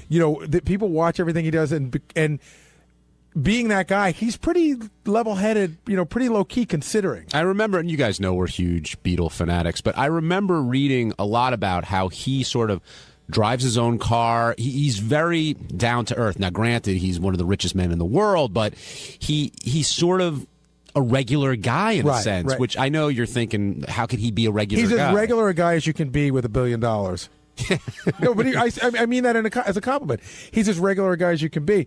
I liked his take on Ringo. How Ringo's always been sort of a curmudgeon. Ringo's always been one of those guys who's been irritated by people. Peace and love, peace and love. And how they cut off his head in Liverpool. That's over. I mean, you got to be careful. They cut off Liverpool his lawn head. Yes, his lawn head, not his actual head. But Paul, I'm trying to think of another. And if you have any ideas, call in with it. I would say of a guest who's rivaled Paul McCartney. Mantle is the closest as far as being an icon, and I still think McCartney's bigger. I agree. And we were all in awe. We'll get to Robin, who was particularly in awe. Somebody said Robin is out Lisa G'ing herself in like making her play for McCartney. I told Will we needed to put a bucket under her chair. But you know what? You can't blame her. And we were talking about it during the break, and she's like, I grew up idolizing him. She had Beatles trading cards. I know, but she is in, ridiculous head over heels. Right, but I love just with him. It was interesting that maybe Robin is a classic example that for women, you hit your sexual peak as you get older, because she's clearly getting more sexual as she gets older. But I mean, in all the years of the show, she's never really been that overtly like, I will, do things to you can't believe. To the point where Paul McCartney said to Howard, you put her up to this, right? This is some kind of bit. Right. And Robin's like, no. Who was the guy that Robin was flirting with? Was it Wyclef? Who was the guy that went into her room? That was Wyclef. And picked her up and started dry humping her. Yes, but Wyclef can step aside for Paul McCartney. Oh, no doubt. I think. And he would, too. It's an interesting male-female thing that, like, is there a woman of that kind of achievement at that age that we would go crazy for? Well, I think the at that age is the disclaimer in that. Well, let's take it back another one. What woman is there a woman of that achievement in the arts or in any other place that we would be that excited by? Hillary Clinton? Well, Madonna. I mean, but I'm saying that you'd want to. But fuck I don't think. Yeah, I don't think you'd be throwing yourself at Hillary Clinton. Not because you want to fuck because just like, hey, it's a great story. But you like Robin's sincerely turned on by him because of who he is. Raquel Welch. No, because I've seen her. Right. It's a good question. I really don't know. What happened? I don't know. Men age gracefully a little bit better. The women. There were some women that they get older and they really are doing really well, and then all of a sudden it falls apart. But I think remember how hot Anne Margaret was like 10 years ago? Yeah, a lot of people thought Sophia Loren held on to her looks for a very long time. But what I'm saying, it's clearly not about. I mean, Paul's a handsome guy, I think, but it's not about the looks. I think if he aged really badly 10 years from now, Robin would still want him. That's a good question for Robin. I think if Paul came in 100 pounds heavier and with a limp and whatever, I don't know if she would feel the same way. I really don't. Do you, Gary?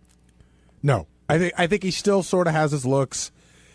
He's still there. You can see the guy that was the young guy still there. He still resembles him. And he walks in with a Hofner bass and says, "Happy birthday, Howard." Which was awesome. And that was the guy who runs this whole place, Scott Greenstein. Howard likes to collect guitars, and he was at Howard's house and saw an empty space, and that's a reference that that Paul made when he walked in. Howard has like these pillars, and Scott recognized that there was a guitar missing from one of the pillars, and Paul walks in and he goes, "This is for your fourth pillar." And that's what he meant by that. Now, we've talked before when Howard had interviewed McCartney a few years ago, how he doesn't get choked up, but he definitely, he's very, he wants to prepare right. Not that he doesn't care about every interview, but he sort of gets a chill when when Paul McCartney's in his presence. It's one of the few guests I've ever seen him be a little bit in awe of, or I don't know if the word is in awe, but he shows such a great respect. And, we did a lot of things today. Like we didn't bother him with pre-interviews with Lisa G and the cameras. We didn't take pictures in the studio. Howard's like, a guest of that caliber should be able to come in and come out and, not feel bothered. Do you think they have a special chemistry, the two of them? I do. I really do, because McCartney clearly seems to like him. And Howard, of course, you could see that Howard loves McCartney.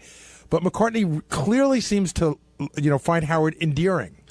Yeah, I think he knows what to expect from Howard. And when Howard started asking a little bit about Heather Mills or about his kids or whatever, McCartney backed off on it, but didn't do it in an asshole kind of way. Right. He's like, dude, I'm not going to go there, but, let's chat. And Howard was a genuine big fan of his new record, apparently. Yeah, I liked the little bit that I heard. I'm going to take the whole record home and listen to it on the way home today. All right, let's go to the phones. We'll start with Jay and Troy. Jay, welcome to the wrap-up show. Hey, boys. How you doing today? Good. How are you?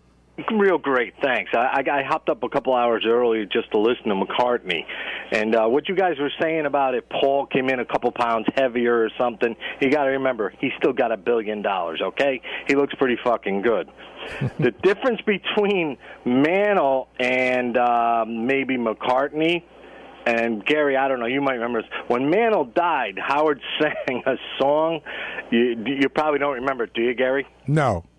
It was And this is the difference. He wouldn't talk like McCartney like that. But when Mantle died, Howard sang, "It's 1, 2, 3 strikes, you're out when you drink like that." Yeah, but let's take that part out. I know what you're saying. Howard is not in awe of Mantle. He recognizes that almost every other guy is. Howard's not such a sports freak that is like, oh my God, it's Mantle. So it's not about whether it was big to Howard, because clearly McCartney's bigger to Howard than anybody. But who is a bigger icon to have come in the studio is the question. Yeah, the last time he was in was right after 9/11 also, and it was thrilling for me to be this far away hearing it. You guys must be thrilled to be able to meet and greet the guy. God bless you. You're lucky people. Yeah, that's a part of the job I love the most. Yeah, I mean, everybody here feels pretty lucky. Everyone was charged up. Even this morning at 5:45, people were had a ton of energy. It was funny. I realized that I usually get here about 5:30 in the morning, and I realized I walked in the door at 5:15. I realized I didn't set my alarm any earlier, but I got up early and just got up and was it was fun to come to work today. Lisa G seemed pretty fired up as well. How could you tell? What do you mean, Gary? She liked him, huh? You think? She's ready to do things? I think she was willing to even put up a performance for him. She said she wanted to play with him, I believe, and I'm no double entendre there. Little Eleanor Rigby on her viola. Hey, what's up? This is Will, and on Thursday's wrap-up show, we talked about the girls for Dumb as a Rock and how they were literally dumb as a rock. Check it out. The big game that happened today on the Howard Stern show, and that was entitled Dumb as a Rock. And if there ever was an appropriate title for a game, I think this might have been it. Yeah, I think it was created by Sal. Is this Sal's No, name? I think it's something that just came up in the meeting. I think I said this girl is dumb as a rock, and I think Howard almost said, "Oh, that might be a funny game. We should make the girl say I'm as dumb as a rock." Right. But I got to say, you know what? These things always look good on paper. Will did a great job because you got to find. You can't just pick 3 girls and bring them in. You got to find 3 girls who are dumb, and God, did you find them? Well, it's as far as a porn star goes, it's really funny because I talk to these guys all the time, guys that cast these girls in movies, and 3 casting agents or directors said to me, "Oh, I got the perfect girl for you," and they all said both of them. They're actually sisters, Brittany and Whitney, and they says they're both half retarded. And in fact, I think we sort of missed something. I think we may have to have the sisters back. Yeah, I think we're going to try and use them for Porn Actor Studio. Actually. That'd be perfect. Yeah. First family version. Yeah, I think she said that would be a little weird. Right, that would be a little weird. You know what I just realized? I went ugh, just because that's what you guys always do, but that's hot as hell. It's not that hot. Yeah, it is. We got to find out on if the 2 chicks are hot, the 2 sisters are hot. That's hot as hell. We're still working it out with Howard TV whether they can make out on camera or not. So, but the other girls that were in there too from that they're from Mama's Boys. So I know that the Mama's Boys, one of the publicists was trying to get girls on from the show, and I said, "Look, we got this bit coming up where we're looking for dumb girls," and they brought me a few girls, and I just gave them a quick quiz. It was simple, who won the Civil War. I think both of them said the South, and that was pretty much right. You're booked. Because who was the first girl? Who was girl number 1? Kyra was with the C. She couldn't stop laughing. Everything was funny. She giggled at everything. Even when we played her song, we were like, "What are you laughing at?" Yeah, she was funny. But Megan, the second one, when I did the interview with her, I think she just knows she's not that bright, which is kind of funny. And she was very apprehensive to do the game because she knew exactly what it was going to be. But she was a good sport. At what point? And super hot. At what point did they realize they're being pitched because they're so? I don't know. So I don't know if smart? Kara ever got it. I think she was just happy to come back to the show. But Megan, the second one, she got it almost immediately. Obviously, when you pitch the premise of the game, you have to say I'm as dumb as a rock. Right. They know something's up. The third one, I don't know. She was probably busy picking her nose or something. Isn't that uncomfortable though? Because I always tell the story about when we were doing Butterface contest. Yeah. And this girl called me up and she goes, yeah, I was at class today and a guy in my class said he gave me your number and said I should call you. You're having a contest. And I said, well, did he tell you what it's for? She goes, yeah, he said it's for girls with really hot bodies. Now I got to explain to her what a Butterface is. Right. And she's like, oh, yeah, let me get back to you on that. And it's funny, too, because I always tell the publicist first, and then they go back and find some of the girls or give them to me, but they never tell them what it's all about. I'm the one that's supposed to go tell them. You're the idiot. You're a retard. Now, did Karen and Megan were one thing, but Brittany was a whole different level. Oh, she was great. I mean, she was the Roman numeral one, correct? Yeah. Well, they were all They all got it But wrong. but she was the one. Well, actually, No. She was the one. I think that her legendary answer. We asked her what a carnivore was, and then we asked her to break it down in syllables, and she thought it was some sort of a truck because she Right. got car out of it. Yeah, if you missed this game, Teddy, hit clip number 1. Here's a little bit. What is the symbol for the Roman numeral 10? What is this symbol? Girls, don't help. If you do, I'm going to take away your money and I'm going to spank you here on television. The symbol for the Roman numeral 10? What is the symbol? Do you know what a Roman numeral is? Yeah, I do. What do you know about that? I'm really bad at math. Do you know about Rome, ancient Rome, at all? Not really. All right, so what is this Have Roman... you seen Roman numeral? And why would anyone want a Roman numeral? No. I don't even know how to say what the symbol is. Like, how do you say that? You don't know. No, I don't. I don't. Can't help you, sweetheart. Well, let's work through this. Okay. All right, so we're looking for the Roman numeral symbol for 10. First of all, what number comes after 10? I'll tell you, you pulled it down. She said 9. Oh, it ended. I'm sorry. It's okay, but you sort of get the point. Would anyone here qualify to play that game, you think? Sal. Nah, even Sal knows. We'd have to make the questions a little bit harder. Maybe. Sal, do you think Sal knows if the North or the South won the Civil War? I think Now he knows. Yeah, him but like 20 History is really. I mean, Sal, like math is okay. Do you but think Sal would know the Roman numeral for 50? I don't know. he didn't. He thought Puerto Rico was a state, Right. And I don't think he did know who won the Civil War. Wait, when I don't asked even know him. for sure. Is it VX? Is it L or M? Oh, let's see. I didn't know. I don't know. I don't All know. It's right. so obvious. It's L. But okay, maybe that was too hard. John playing dumb as a rock on a different I plane. went to Adelphi, Mr. Braggart, not Michigan. That's right. We know our Roman numerals at the University of Michigan. Do you feel bad for these girls? I mean, well, first of all, what's the look on their face when they're saying, "I'm as dumb as a rock"? Their eyes seem to drop a little bit. And how would you describe it? The first girl she giggled no matter what she did. Right. The second girl, like Will said, she sort of knew what she was doing. And the third girl, I think, knows what her lot in life is and just sort of, of course I'm dumb as a rock. The one thing you always say to the girls is just don't take it too Right. seriously. It's just a stupid game. Have fun with it. Whatever. I thought the most insulting part of the game was that Artie was laughing uncontrollably. And at one point the girl goes, "What are you laughing at?" He goes, "Because you're insanely wrong."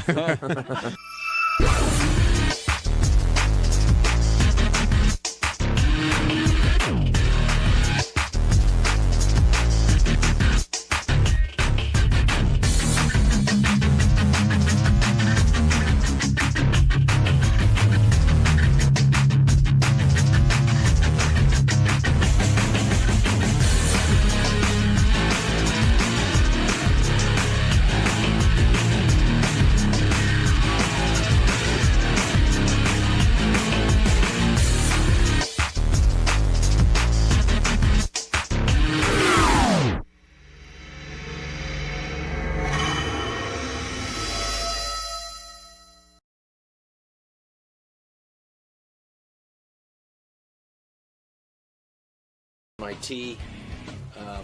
I'm here for Howard Stern show on Sirius. It's my first visit. I wanted to wait a few years, make sure that it worked out. So far, after they filed for bankruptcy, I figured, well, I better go just in case they shut down tomorrow. I'm going to get Rob Schneider right in here. Rob used to be on Saturday Night Live, went on to movie fame, just released a movie on video. I don't know why... excuse me. I don't know why they didn't put this in the theaters, Robin, because I think it's real funny. Big Stan. There's the star of Big Stan. There he is. Hey, Rob. That's a great movie, man. Thank you. You see it? Fuck yeah. It's funny as hell. Oh, thank you. Do you see this movie, Big Stan, that Rob just put out? He directed it. And why didn't it come out in the theater? Would have done well. It just, you know what, it would have done well. It was a little movie, and it just kind of got lost. The company that had it went bankrupt. But why is it a little movie? What do you mean little movie? Because it didn't get to be, like, we made it for not a lot of money. How much did it cost to make a movie? Like you directed it, like right? $6 million. Which in today's world of movies is like almost nothing. Yeah, that's like usually what my salary used to be. So Right, that was your quote. This movie, it's very simple. Rob's character is afraid of getting ass raped in prison. How do you come up with these ideas? I don't know how you come up with it, but it's really funny. This guy's afraid of being ass raped in prison. Yeah. So he's got a really hot wife, Did you bang that chick who plays your hot wife? No, but you know what? Right after the movie, she became single. It was just one of the things. She was engaged during the whole movie, and then after. She looks great, huh? She's from a house. She's way cute, Jennifer that Morris. chick. Yeah, she's a doll. Oh, I thought for sure you were banging her. Isn't he a married man? Wasn't he a married man? I'm divorced, man. Oh, now you're a divorced man. Weren't you married? Were you married to a Playboy chick or something? No, that's David Spade. No. Who were you married to? You were married to just a nice girl. I don't like famous girls. I like ordinary girls. I always fall for the waitress. You know what I mean? But I saw a girl. picture.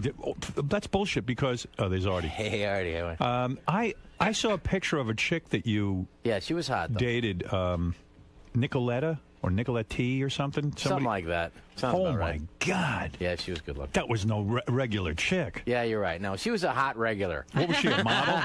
No. She's a graphic. She is a graphic artist. She was perfect. No, what happened? What went wrong there? Did you move her in with you? I guess she just realized, what show business life's not that healthiest. Why is that? Oh, you were cheating? No, I wish I was. I wish I had an excuse for why she didn't want to be married anymore, but she just didn't. Wait, the chick you were married to? That's the one. No. Oh, that's Nicolette? No. It's something like that. I'm not allowed to talk about her, but yeah, it's something You're not like allowed to talk about your ex-wife? In the divorce, She's you Brazilian. can't even mention her? No, that was part of the divorce thing. Wait a second, I'm confused. She got all the cash, I got the dog, and then I'm not allowed to say anything about her. But no, she's a good girl. Wait, but can I just understand your chronology here? She's too young. You got married, what, like 2 years ago? 6. 6 years ago. Okay, you got married, and then you got divorced. Yes. Okay. And then we still went out for like a couple of years after.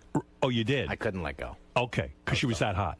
Yes. And so part of the divorce is you can't talk about her or anything, Yes. which is smart because, you don't want to pay more money. She's got all the money. Did you really lose all your money? Yes, all the cash. All the cash is gone. Wow. All I right. still have some of the possessions. The cash, all that American cash went to Brazil. Yeah, all that. So yeah. she's a very wealthy woman She's now. twice as She wealthy. did good. She did now. all right. Yeah. But you know what though? But then you started dating. Yeah. And then who is this Nicoletta T? I saw a picture, and someone said to me, this was Rob's girlfriend. Well, I'd love to see it. I mean, bring in the picture of Rob's girlfriend. What he's saying, it's probably the same girl. No. It's got to be the same girl. It's not the wife. Sure?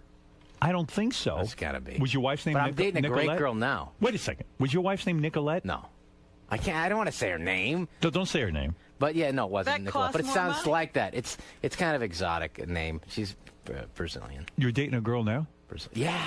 And she moved in with you? She's moving in next Friday. Are you going to hold on to this one or This what? one, yeah, totally. I mean, How I went long through the have you been Rolodex dating? on my phone, got rid of all the girls' numbers. I'm doing the whole thing. Really? How long have you Editing been my dating? Facebook, the whole thing. Wow.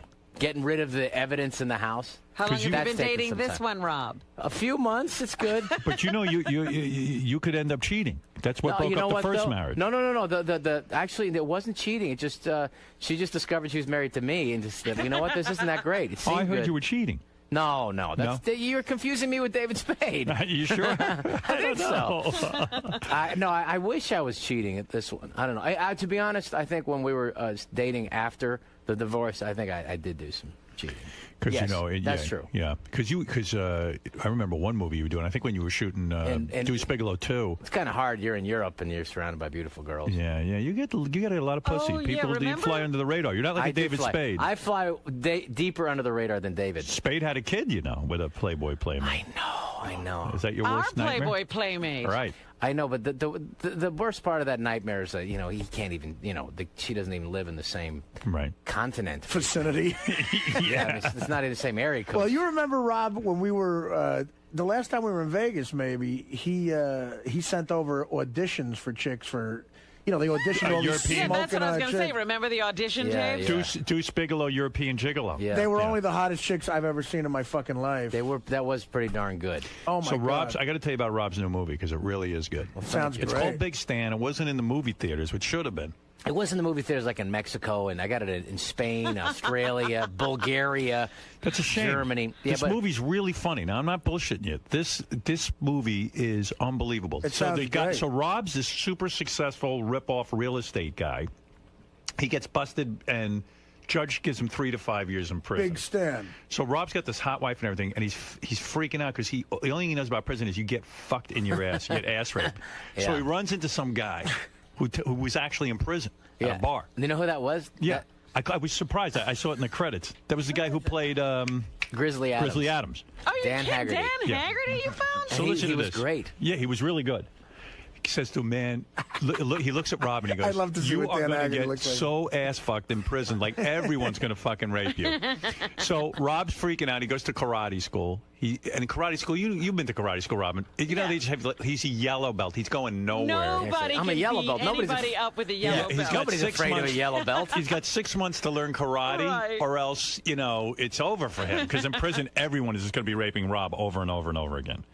So Nazis, raped by Nazis? he runs into David Carradine, Kung Fu, Uh-huh. Yeah, he's who Rob brings to his house, and he starts training Rob. Well, within 6 months' time, Rob becomes like a killing machine, and he even learns the finger of death.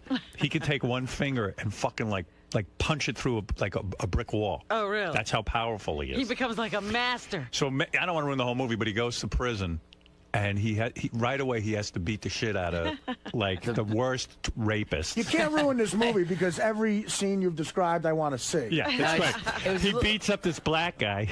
Bob Sapp. He's a mixed martial arts guy. 400 pounds. 400 pounds. 400 pounds. This black guy's in the middle Lord. of raping one of these prisoners, and Rob goes, "Come here," and it beats the shit out of him. Then he beats up the entire Aryan. You know how everyone's broken into groups? Right. He beats up the entire Aryan nations, like all of the guys. That's good, because if you're a white guy going to the joint, they tell you, I don't give a fuck if you're a liberal. You have to join the Aryan Nation, otherwise you'll die. So Big Stan is coming out on DVD when? Tomorrow. Yeah. It's just something that, like, it was a little too dirty. The studio, Columbia liked it, but it was a little too dirty. And they so there's some stuff I said, you know what, I want to make this just like this, because it's about, to me, that's what's funny about it. It's a guy afraid to get raped. What's interesting is that women, everything is rape in this movie. It's so great. It's like the guys are either getting fucked in the ass or fighting not to get fucked in the ass. Yeah. And then Rob at one point fights a guy and gives him the finger of death right up his asshole. Yeah, like everything is ass and like guys. It is. I ban rape in the prisons. Yeah. And they say, well, what about for child molesters? Okay, then you can rape them. And what about the guys convicted of rape? Yeah, you can rape them. Pedophiles, right. What about counterfeiters? Wait a minute, you're the Big Raymond. You're the only counterfeiter here. Oh, you just want somebody to rape you, and so anyway, it's all about ass raping. Well, it's kind of timely because the guy's a white-collar criminal, right? And right. We hope that a lot of white-collar criminals go to jail right now. Yeah, I should have said he was from AIG. Yeah. And like, what's funny about this is like there were like accidents on the set during this. David Carradine broke his hand or something. David Carradine broke my finger. Broke your finger? Yeah, he broke my finger. We're doing the sticks, and David's the best. I love Are you David. a martial artist? Well, I did it for 7 months for the movie, and it took forever to get the money to make it. So at one point, as a director, I'm going, oh, this is ridiculous. And at the same time, I was like, wait, I got time to learn this stuff. Because the two sticks, the Screamer sticks, are a lot of fun. They're Filipino. Like the guy, it was great because you can just get on the phone when you're making movies. You know this, too. Right. You can just call people, and they'll show up. Like, who taught Bruce Lee? Get that fucker. Right. And then the next thing you go, we got the guy who introduced Bruce Lee to the nunchucks. This guy, Guro Dan Inosanto. Right. He taught me to do the nunchucks. Well, yeah, you look pretty authentic doing it. It was good. I got ripped, and then I think I got out of shape in about a week. Yeah, but you did real well. And then also you collapsed on set from exhaustion. Well, what's that all What is about? going on I there? was starting to get a little cocky. First of all, I practiced the heat because we shot it in up in Stockton in a prison with real prisoners. We had 90% because they're cheaper. Right. They work for $14 a day. So we said, okay, we can afford those guys. But then the caterers, they had the refrigerators out there and plugged in, and it was 114 degrees in the day. And then eventually, the 5 eggs I had, every morning, I'm eating the eggs. And what did Bruce Lee eat? 5 eggs? I'll eat that. So then, anyway, I ate 5 poison eggs. Next thing you know, I'm puking my guts out. It's the last scene in the movie that there's you see me like walking out of the prison. I'm as sick as a dog. I am so sick. And finally, the next day I missed 1 day on the set. How long does it take to shoot a movie like this? This was pretty quick, like 2 months. Usually 2 months. 3 months. Yeah. But this is like kind of relentless. I try not to work the crew on weekends because it's imagine getting your guys to work on Saturday. They just kind of can't do it. I can't even get them work on Friday. What are you talking about? After 25 years, right? But so it ended up being okay though. But 5 days, and then But yeah, I got sick as a dog, and then they still shot some stuff one day that I was sick. But everybody's happy to be there. You know what was messed up was, I hired these great Mexican actors, former gangbangers, to be in the movie. I said, they look authentic. They got tattoos. We can have to waste time painting tattoos on these guys. They got the hateful tattoos on them. Great. And so we brought them up, and they said, Rob, we can't go up to Northern California. It's the middle of a gang war, man. What do you mean? And so I said, we'll work out something. So there was a truce on the prison grounds while we're making the movie, but outside at the hotels or whatever, if they saw each other, they'd have to fight each other. Wow. But on the prison grounds. Wow. And so I was like, wow, can I avoid that somehow? Yeah, Rob trains all the prisoners in the movie to dance instead of fight, and they do big dance numbers. Big line dances. Got all the Aryans dancing with the black guys. It was great. So what happened, Rob? Did they ever see each other at the hotel? Did you work it out to where there was no stabbings? There was some mean looks on her. Right. But actually, everyone had a good time on the movie. You had to negotiate a truce between the gangs. Yeah, there was. But hey, it worked Rob out did pretty something cool. What? You know when Mel Gibson, turned out he was, he hates Jews. Mm-hmm. He made, surprise. Yeah. Rob took out a 2-page ad saying he was the first actor to say he would never work with Mel Gibson. I mean, not that you were going to work with Mel Gibson. Wasn't calling. But it was kind of cool. You took out an ad in Variety. But the ad was like because CNN wanted to talk to me. It's like, did you read the thing? No, most of the guys, the reporters, it makes you realize the journalists are such idiots because nobody read the whole thing. Right. Because it was a comment on Mel Gibson, what he said was bad, but it was also a comment on Hollywood being out, upset. They're upset unless they can make a nickel off them. Right. Suddenly it's not so bad. But the thing was pretty funny in there. There's some funny lines. I like that. So now, where are we at with everything? What are we doing now? What's the game plan? No, the game plan is just to, release the video. How do you get the DVD? You got to go on the You got to get it. it's on iTunes, it's on DVD, and then it's going to be on pay-per-view. It's called Big Stand. Big Stand, but it's my favorite movie because I got tired of doing the studio system because it was like a little too. Yes, I could pay for my house and my beach house and my parents, my mom's place. But at a certain point, it just I couldn't do exactly what I wanted to do. So this was a movie. I said, you know what? I'm going to do exactly what I want to do. Because I could have cut 5 minutes here or there or whatever. But, I got great actors, Henry Gibson, David Carradine, Emmett Walsh. Yeah, it looked like you were having fun. And everyone was happy to be there. That's good. You guys, how come Adam Sandler's not involved in this? I thought you guys do everything together. I wanted him to come and do a small part in the prison, but I thought, what, let's just let this one be separate. Yeah, you didn't even bother him on this one. Are you I saying didn't. You're right. Right. You're never going to sell You know what that's out? like? Like you ask favors from people. It's enough. You go, you know what? You That's didn't need him enough. for this one. That's what I figured. You Right. know? Are you never going to sell out and do a children's film and that whole thing? Yeah, if I have to, absolutely. Of course he'd sell out. Of course. That's what this is about. He's got a hot chick moving in with him. Yeah, I know, I do. But the thing is, there's nobody, what I take pride in, Artie, you back me up on this. Go ahead. There's no company, there's no place, there is no agency that's keeping track of everybody's personal integrity. Right. You got to pay the bills. Yeah. You know what? I got to do that commercial in Japan if I have to. That's right. Certainly back you up on that. And why were you in Israel? You know what? I've never been. And my dad was his dream to always go. He passed away. Are And I you was like- Jewish? my dad was Jewish. My mom was a Catholic. So when I go to confession, I bring my attorney. Right. But no, so my dad never went. And then I got invited. I met all these great Jews on Zohan. Oh, that's right. You were in Zohan. Yeah, I played the Palestinian guy, and so I figured between wars, go check it out. Weren't you afraid to go to Israel? I mean, no, not really. Maybe I'm stupid or something. You didn't think you were going to get blown up or something? No, I was in Tel Aviv. Tel Aviv was like Miami. You meet any hot chicks there? Honestly, some of the hottest women I've ever seen in my life. No kidding. Well, because were all you the able to bang there, or is there a language problem? Well, you know what? Jewish girls and banging them, they got to do the whole third date thing, and I wasn't there that long. But there was these great-looking French Jews that I'd never. First of all, I thought the French gave up their whole Jews. That was the whole thing about the French. Right. But they apparently a couple of them survived, and some hot ones because there's loaded with them. What happens is because of the anti-Semitism that's coming back in Europe and stuff. So a lot of the safe, good place to go is where there's other Jews. Right. Where we outnumber the rest. And so it was just incredible. Summertime there, you got to go. No kidding. It was fantastic. But you didn't get laid. Well, no, not as much as I, a little little bit. Not a lot. I would say that was not the full-on David Spade. 25% David Spade. Right. Spade's the king of all you guys from Saturday Night Spade, Live. I don't know how that worked out. He is like a stud. Like, he fucks everybody. No, but he just, you know what it is, I think? It's because they look at him and go, oh, that guy's not going to try to fuck me. Look at him. He's tiny. How could I could defend myself? And the next thing you know, they're getting banged by him. He's relentless. But I mean, you're hung up on the height thing. He's about the same height as you, right? Yeah, I mean, you guys are about the same I'm a little height. thicker. I think I got a little... I mean, you actually have a little more manliness to you, right? Yeah, You're exactly. thicker. You would think that worked, but I just not. I don't know. I think David puts more time into it. He's got. If there was a doctorate in getting pussy, he would be like a professor emeritus at MIT. I would want to learn from Spade how to get pussy because like, any good-looking guy can get pussy, but Spade's like us. He's not the handsomest guy in the world, No, and yet but he gets all the top chicks. But he's put in his time, though. I mean, he's put in 3 decades, and he's got all the moves figured out. He does. The other thing Spade don't give a fuck about, and I respect this, he doesn't give a shit. Like, he'll do a shitty sitcom.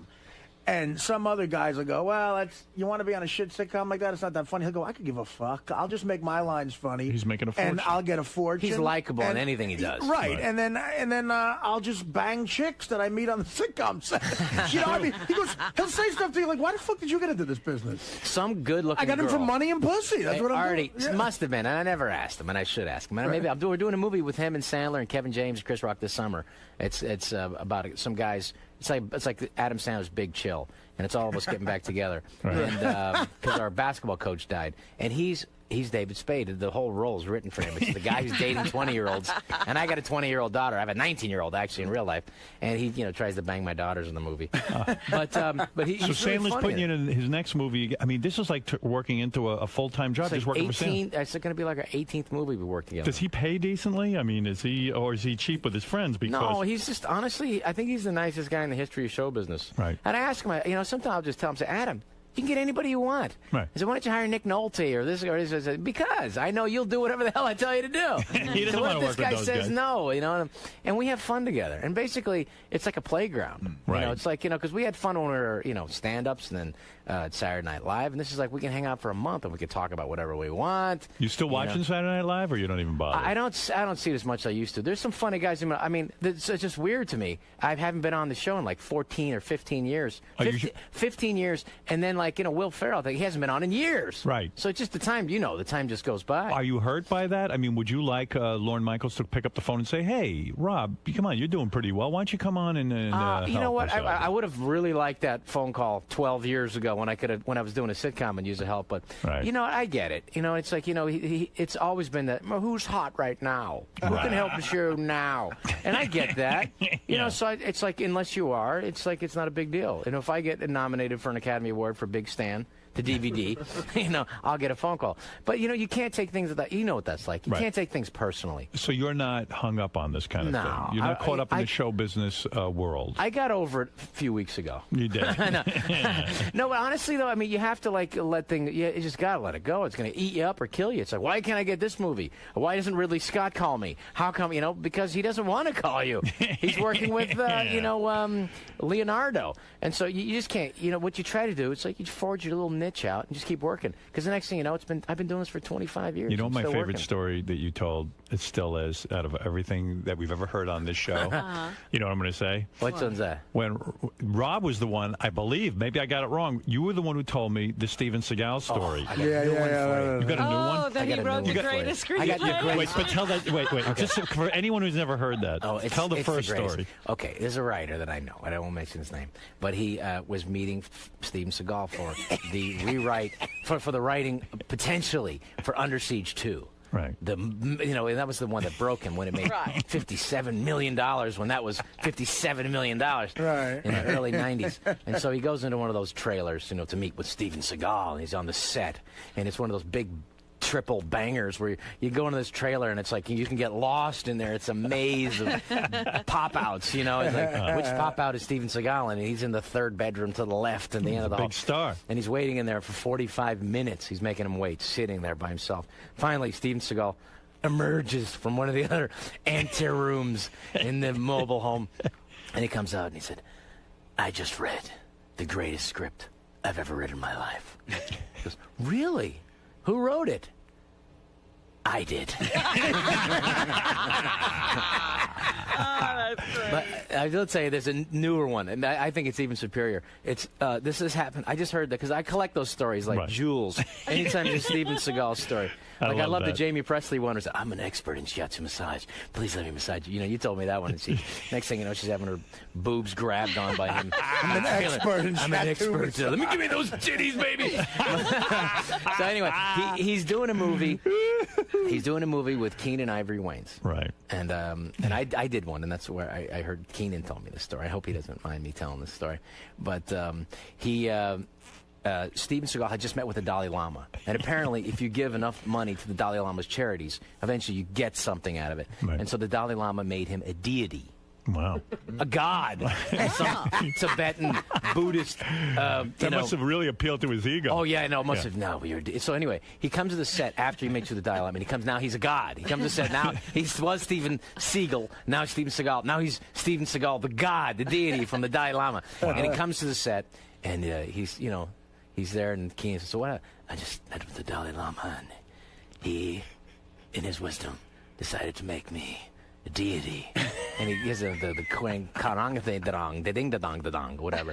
And I feel a difference. I feel like an enlightenment, the sense of that I can do something now, and everything just seems to come into place for me spiritually in my career, and I feel like it's certain things now that never made sense to me make sense to me on a universal level. And his assistant comes up to him and says, hey, Steven, your ex-wife called. She can't bring the kids over this weekend. You tell that fucking cunt. If she doesn't get those kids over here, I'll break her fucking neck. Deity. Yes, I had no idea he was made a god by the Dalai Lama. No wonder he doesn't do movies anymore. I like He's a that. god. He was made a god.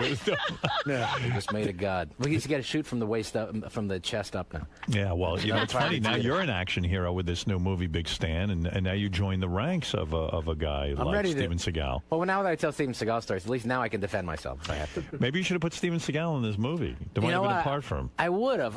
It just, I just think he's getting crazier and crazier as the years go on, as I guess we all are. Not like that. Not like that. We're crazy. You tell that fucking cunt, I'll break a goddamn neck. You can't bring those fucking kids. That's fantastic. So Isn't that the greatest? Yeah. So now you're in a good relationship. You should do a DVD of all Steven. You should do a DVD of all Steven Seagal because I'm ready. Stories. Yeah. I want to recreate them and play him. That's a good idea. Your next film. I've got actually, I did a comedy CD because I got to do exactly what I wanted to do, and it's absolutely filthy. I think you guys will like it, but we did a video of it. I think it's going to be on howardstern.com if you guys want to check it out. Okay. And it's Iraq Love, about a guy going to Iraq, and he's talking to his girlfriend. He says, hey, listen, if anything happens to me over there, I just want you to know I love you. I'll be thinking about you. If I get if they blow off my legs, I'll be thinking about the time I went skiing with you. And, and we skied, and I beat you all the way to the bottom, and then I stuck my hand down your ski pants. There's just so much I want to do with you. And he's trying to talk her into, some disgusting sex. I like that. But anyway, so it's, and I don't know what the hell the album, I can't get that released either. You will. Hey, Rob Schneider's film, Big Stan, is available on DVD tomorrow. We celebrate that. A couple of phone calls. How does Rob know he's in a healthy relationship now? He doesn't know. I don't know. He thinks he is. Robin, let him think that. Give me an illusion. Give him she hasn't even moved in yet. I want to meet her. She's moving in. The big thing is the marriage. How old is she? Is she much younger than you? Yeah, of course. Of course, okay. No, she's in her late 20s. Good, you're not slipping. That's what I'm saying. No, I think I'm aware of the same emotional thing, and I'm in my late teens emotionally. Why won't you date a woman your age? Because why do I don't have to. No, because I actually, I still want to have kids, and it's like, I'm in my 40s, dating you have my age. You have to have kids. I want to have some kids. Now, I mean, I got kids? baby envy. I got one kid. She's 19, and she's great. She's a musician. She's at a university. You want to go through that all over again? That's what my friends say to me. You want to change diapers? Are you an idiot? And I said, yeah. Yeah, I'm an idiot. Yeah, I'm an idiot. Lee, go ahead. You're on the air. Thank you, Howard. Hey, Rob, a quick two-parter. I love the stories about the bad host of Saturday Night Live. If you could go tell some more about that.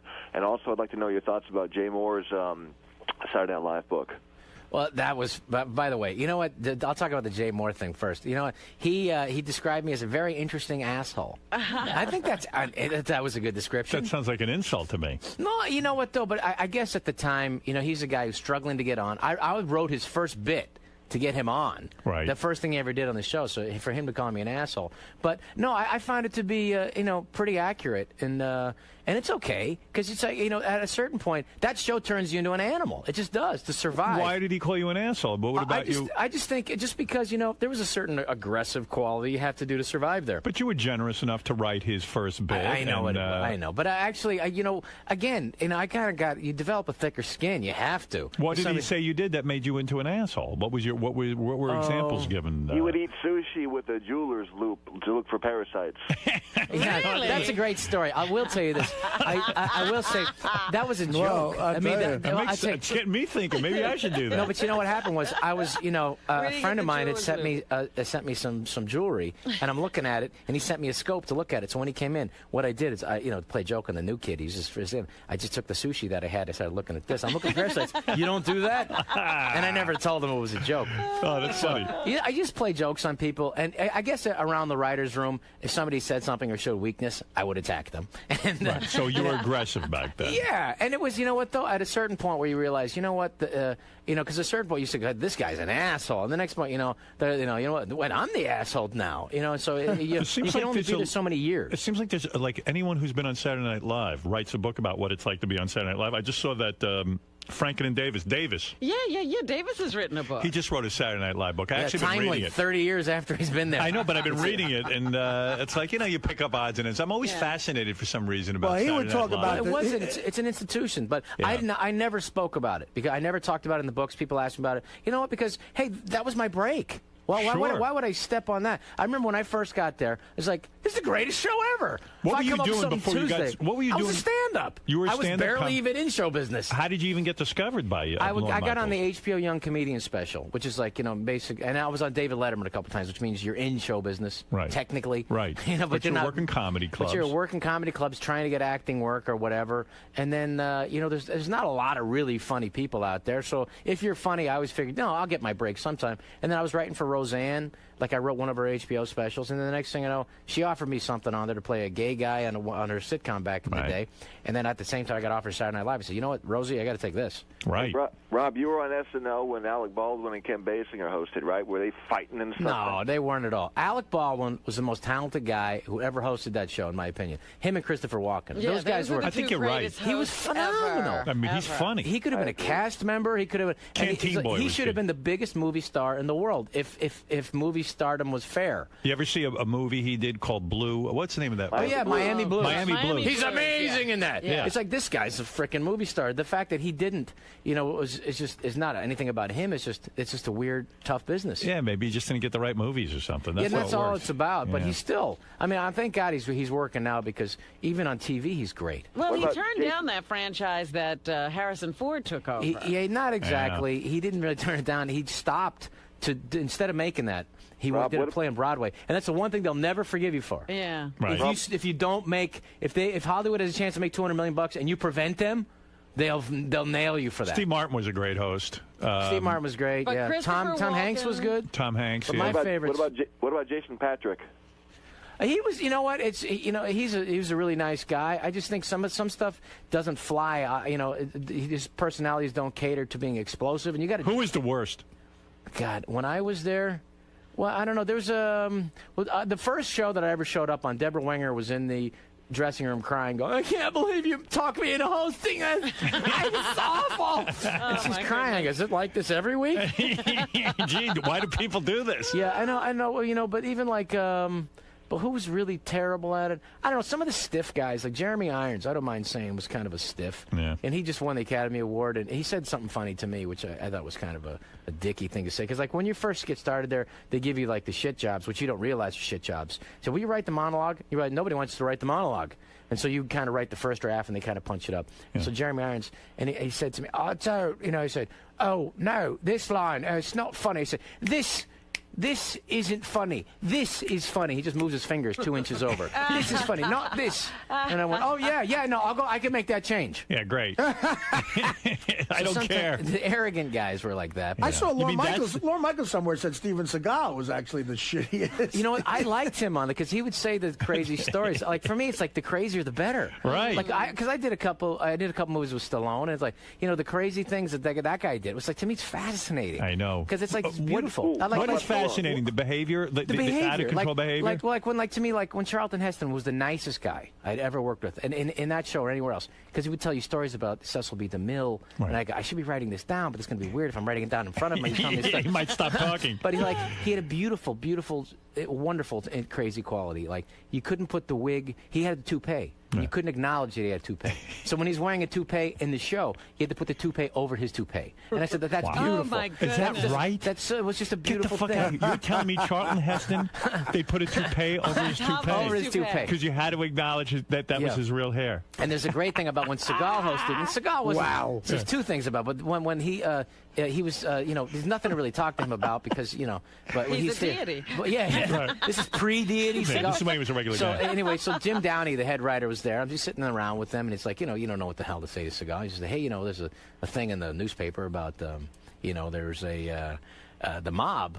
It came out that they were the mafia was in charge of getting rid of this toxic waste, and what they do with in Manhattan, they would top off the gasoline in the taxis with toxic waste and just burn it out in Manhattan. Anyway, so the next day he comes into this. He comes to SNL and he goes, I have proof that the mafia is taking toxic waste and topping it off in the gasoline of the taxi cabs. We just told you that yesterday. You can't yell that at the guys. Yeah. Wow, that's interesting. You must get the inside scoop. What is that? You know what I'm thinking of? And I thought about it later, but he must have told that story 12, 15 times. He forgets where he heard the story. It's just that's a wonderful lunacy. It's a beautiful quality. Wow. I wish, God, it's just those things that you collect like diamonds. Is this what goes on the set of the Adam Sandler movies? You guys sit around and tell old stories and crack each other up? It's fun. I mean, we're literally, it's that kind of fun. But we work hard too. But Seagal, that's the greatest. You can hang around with him all the time. I gotta just recreate unbelievable proof. Just follow him. You should ask him for the proof. I have proof that's unimpingible. That's such a word. The mafia is that he must have told it 25 times. God. Rob, how about Stallone? How about some wacky Stallone stories? Well, first of all, you can't. Well, you worked with him on Judge Dredd, I did 2 movies with him, one good one and one mediocre one. But it's like he hired me. So how do you say no? So how do you say you don't like a guy who wants to hire you? I want you to come to England for 6 months and bang college girls and make this movie. Oh, yeah? I'm there. I'll send you the script. You don't need to send me the script. Send me the ticket. But he was kind of, he had gone through, I guess it was just after his relationship with, where that gigantic blonde, the 7-foot blonde. Nelson, So he was in a, not particularly positive mood towards women. So he was on a tear. Yeah. So banging everything on we were at Thanksgiving, and by that time I'd known, 3 months working together. I said, he can't fire me now. Right. So I say, it's Thanksgiving. They got enough film on me where they would cost them way too much money. Right. So I can it's like, I can say, I want to do it, try it this way or whatever. What do you mean? You do it this way. But and then it was Thanksgiving. I said, hey, it's Thanksgiving. He said, yeah, so what? I go, we're going to take all the Americans out to dinner, right? Americans being me, the only other American there. And the only way I can get into clubs, because nobody knew who the hell I was on Saturday Night Live, I can get in places for the first time in my life, but I'm in England. I can't get in anywhere unless I'm with Stallone. Stallone takes me so I can get in a club. And so he said, okay, we'll go out to dinner, of course. He said, you're going to get a big dinner and you're going to pay for everything. I go, oh, why not? I'll charge you to the movie. I said, you're going to bring some girls, right? And he said, they'll be there. So anyway, so we go to this place. And it's a fancy club. It's like a Lanesborough, whatever. The Lanesborough, whatever. It's this beautiful restaurant, and it's packed. It's just packed. It's American. And then there's a table that's like his 2 Goombas, his assistant and his bodyguard, slash pimp or whatever he's got. And anyway, and then I said, where are the girls? He said, they'll be here. So we're cutting the turkey, and I look over, and oh my God, and he's like, literally 10 girls Good-looking girls, but there's something off about them because they're wearing the shortest skirts you've ever seen. Their asses are hanging out. Their boobs are hanging out. You've never seen like this but they're pieces of ass. Just like, they're not supermodels, but they're good-looking girls. I'm trying to figure out, but anyway, the restaurant clears out in 30 seconds. You never seen people get the check and everything. These old people get the hell out of there. The next thing you know, it's just this huge table with all these girls, and they're all looking at Stallone, and I'm trying to say, well, there's 10. There's got to be one. He's only going to be able to bang 4, maybe 6. Which leaves some residuals for his Goombas. I get 1, right? Right. So I'm talking to the girls, and then finally the girls all at his end of the table are all talking about him. So I go, okay, so I make some jokes about myself. He laughs. So, what an idiot this guy is. So he tells some stories about Rocky or whatever. And finally I say, it's not working at this end of the table because they're all just staring at him. I can't get any attention. So I said, there's this Swedish girl down at the end of the table, and sort of, I go sit down, I start trying to get her attention and talking to her a little bit, and I go, and I go, well, what are you? And I'm trying to figure out who these girls are. Are you models? Are you, what? No, I said, too good looking for hookers, but there's something going on. Right. And I said, once, yeah, we are models, so I do some modeling. Yeah, I'm on the Pit magazine now. And so she pulls out of her bag a magazine, and the magazine is Swank. And she's like one of the swank models, and she's grabbing one boob, she's got one leg behind her head and whatever. And I go, wow, this is a great shot. I mean, you got your 8x10 right here. Right. And so anyway, so I'm talking to the girl at the end of the table, and I'm trying to talk to her and say, hey, what are you doing? You want to get a drink later? Whatever. Anyway, so about 15 minutes later, she just gets up and she just leaves. And I go, okay, whatever. So I go back and I sit down, and the only thing for me to do at this point is to see who he's going to end up banging. Right. This is the end of the night. That's my dessert. Okay, who he's going to bang? I'll be able to think about that later when I'm alone. Right. And so, okay, it's at the end of the night. He gets the check. Thank you, lady. I've had a great time. And then he takes the ladies over to the elevator, and I'm thinking, which one's going up? Which one? They're all looking, which one's going to be picked, whatever. And he says, ladies, I must bid you adieu. He actually said adieu. I said, hey, good. He speaks French. So and then he leaves. The girls get ushered away, and then I said I got to get in the elevator with him. He goes up, riding up to the top, and I said, I can't believe this. It's 10 girls. You're not 3, 2, 1. Which one is it? I'm tired. I got to work in the morning. What am I going to do? It's Sunday night. And so what a waste of time. It's Thursday night. I'm not going to do. And he said, who was hot? Was that Swedish girl I was talking to at the end of the table. And he takes his cigar out and goes, she's in my room. Oh, my God. What are you, idiot? Didn't you see? I have my Goomba, bring her the key. You're an idiot. Working with guys like that, though, isn't it sort of weird? Like their lives, does it make you feel inconsequential when you're hanging out with a guy like that? Because I've never been in a place, I've been, around people who, people would stop them and shake their hands, whatever. I've never been walking down the street with somebody in traffic stops. Right. So now he was still a gigantic star at that. Yeah, Stallone's another level, and you realize how easily that he could bang 2,000 women in his life. No, do you think he has problem being married now? I mean, the guy had so much in terms of women, it might be hard for him to just focus on one. I don't know. I think he's got younger kids, and he's just. Do you still see him? I don't hang out. I'd like to, because I had a. I mean, the guy obviously liked you, right? I mean, I should have hanging out with him. I don't know. I'd like to. You know what? I will. I'll try to get a hold of him because I had a great time on it. Judge Dredd you did with him, and what was the other one? Demolition Man. Demolition Man, right? Which one was the good one? I like Demolition Man. Judge Dredd just didn't work. You know what happens sometimes? It's like you could be too close to the cartoon, the comic book. Yeah. Like I woke the first day of the set. Somebody took a picture of me. I have it in my house, and it's just me seeing. It's like him in this super tight jumpsuit with bodyguard and a big codpiece. And when he looks like Jad, he looks like Jack LaLanne with a gigantic cock. And I went this movie's not going to work. And this is the first day. You knew the first day when you saw the costume. I saw the cock piece, and I went we're done. You're so done. right. I said I got 6 months on this, and I know this is not going to work. You are so right. You could tell because the costume. I remember Judge Dredd. It was it was like a kind of an effeminate. You could have too much power where people just won't say, you know what, that's a bad choice. Yeah. What do you mean it's a bad choice? You're right. It's a good choice. Did I say it's a bad choice? I never said that. You can't prove I ever said that, Sly.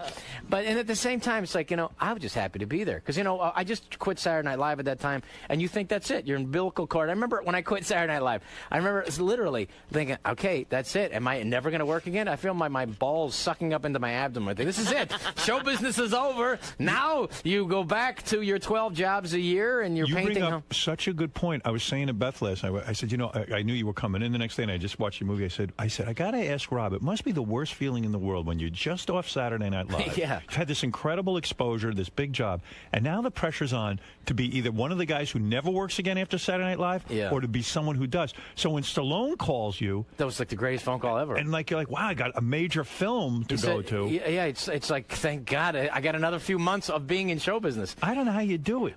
People who it's like, to me, when I see athletes now, like football players or basketball players, and they got $20 million bonus and they spend it all, and we're like, you idiot. Right. And you got 4 years in the NFL, and these guys, I'm going to play for 20. What do you mean 4 years? I'm going to play till I'm 50. Well, no one has ever played till you're 50. People play till they're 25. Doesn't work that way. Yeah, but and it's like when I left, I went like, well, maybe this is it. But I never had like these, I'm going to be the biggest movie star in the world. I just wanted to make a living at it. Does SNL get rid of you, or did you leave? How does that all work? I felt like they were, emotionally over me, right. And I felt like, I don't want to be the guy hanging around. I don't want to say who the name is, but it rhymes with Schmovitz.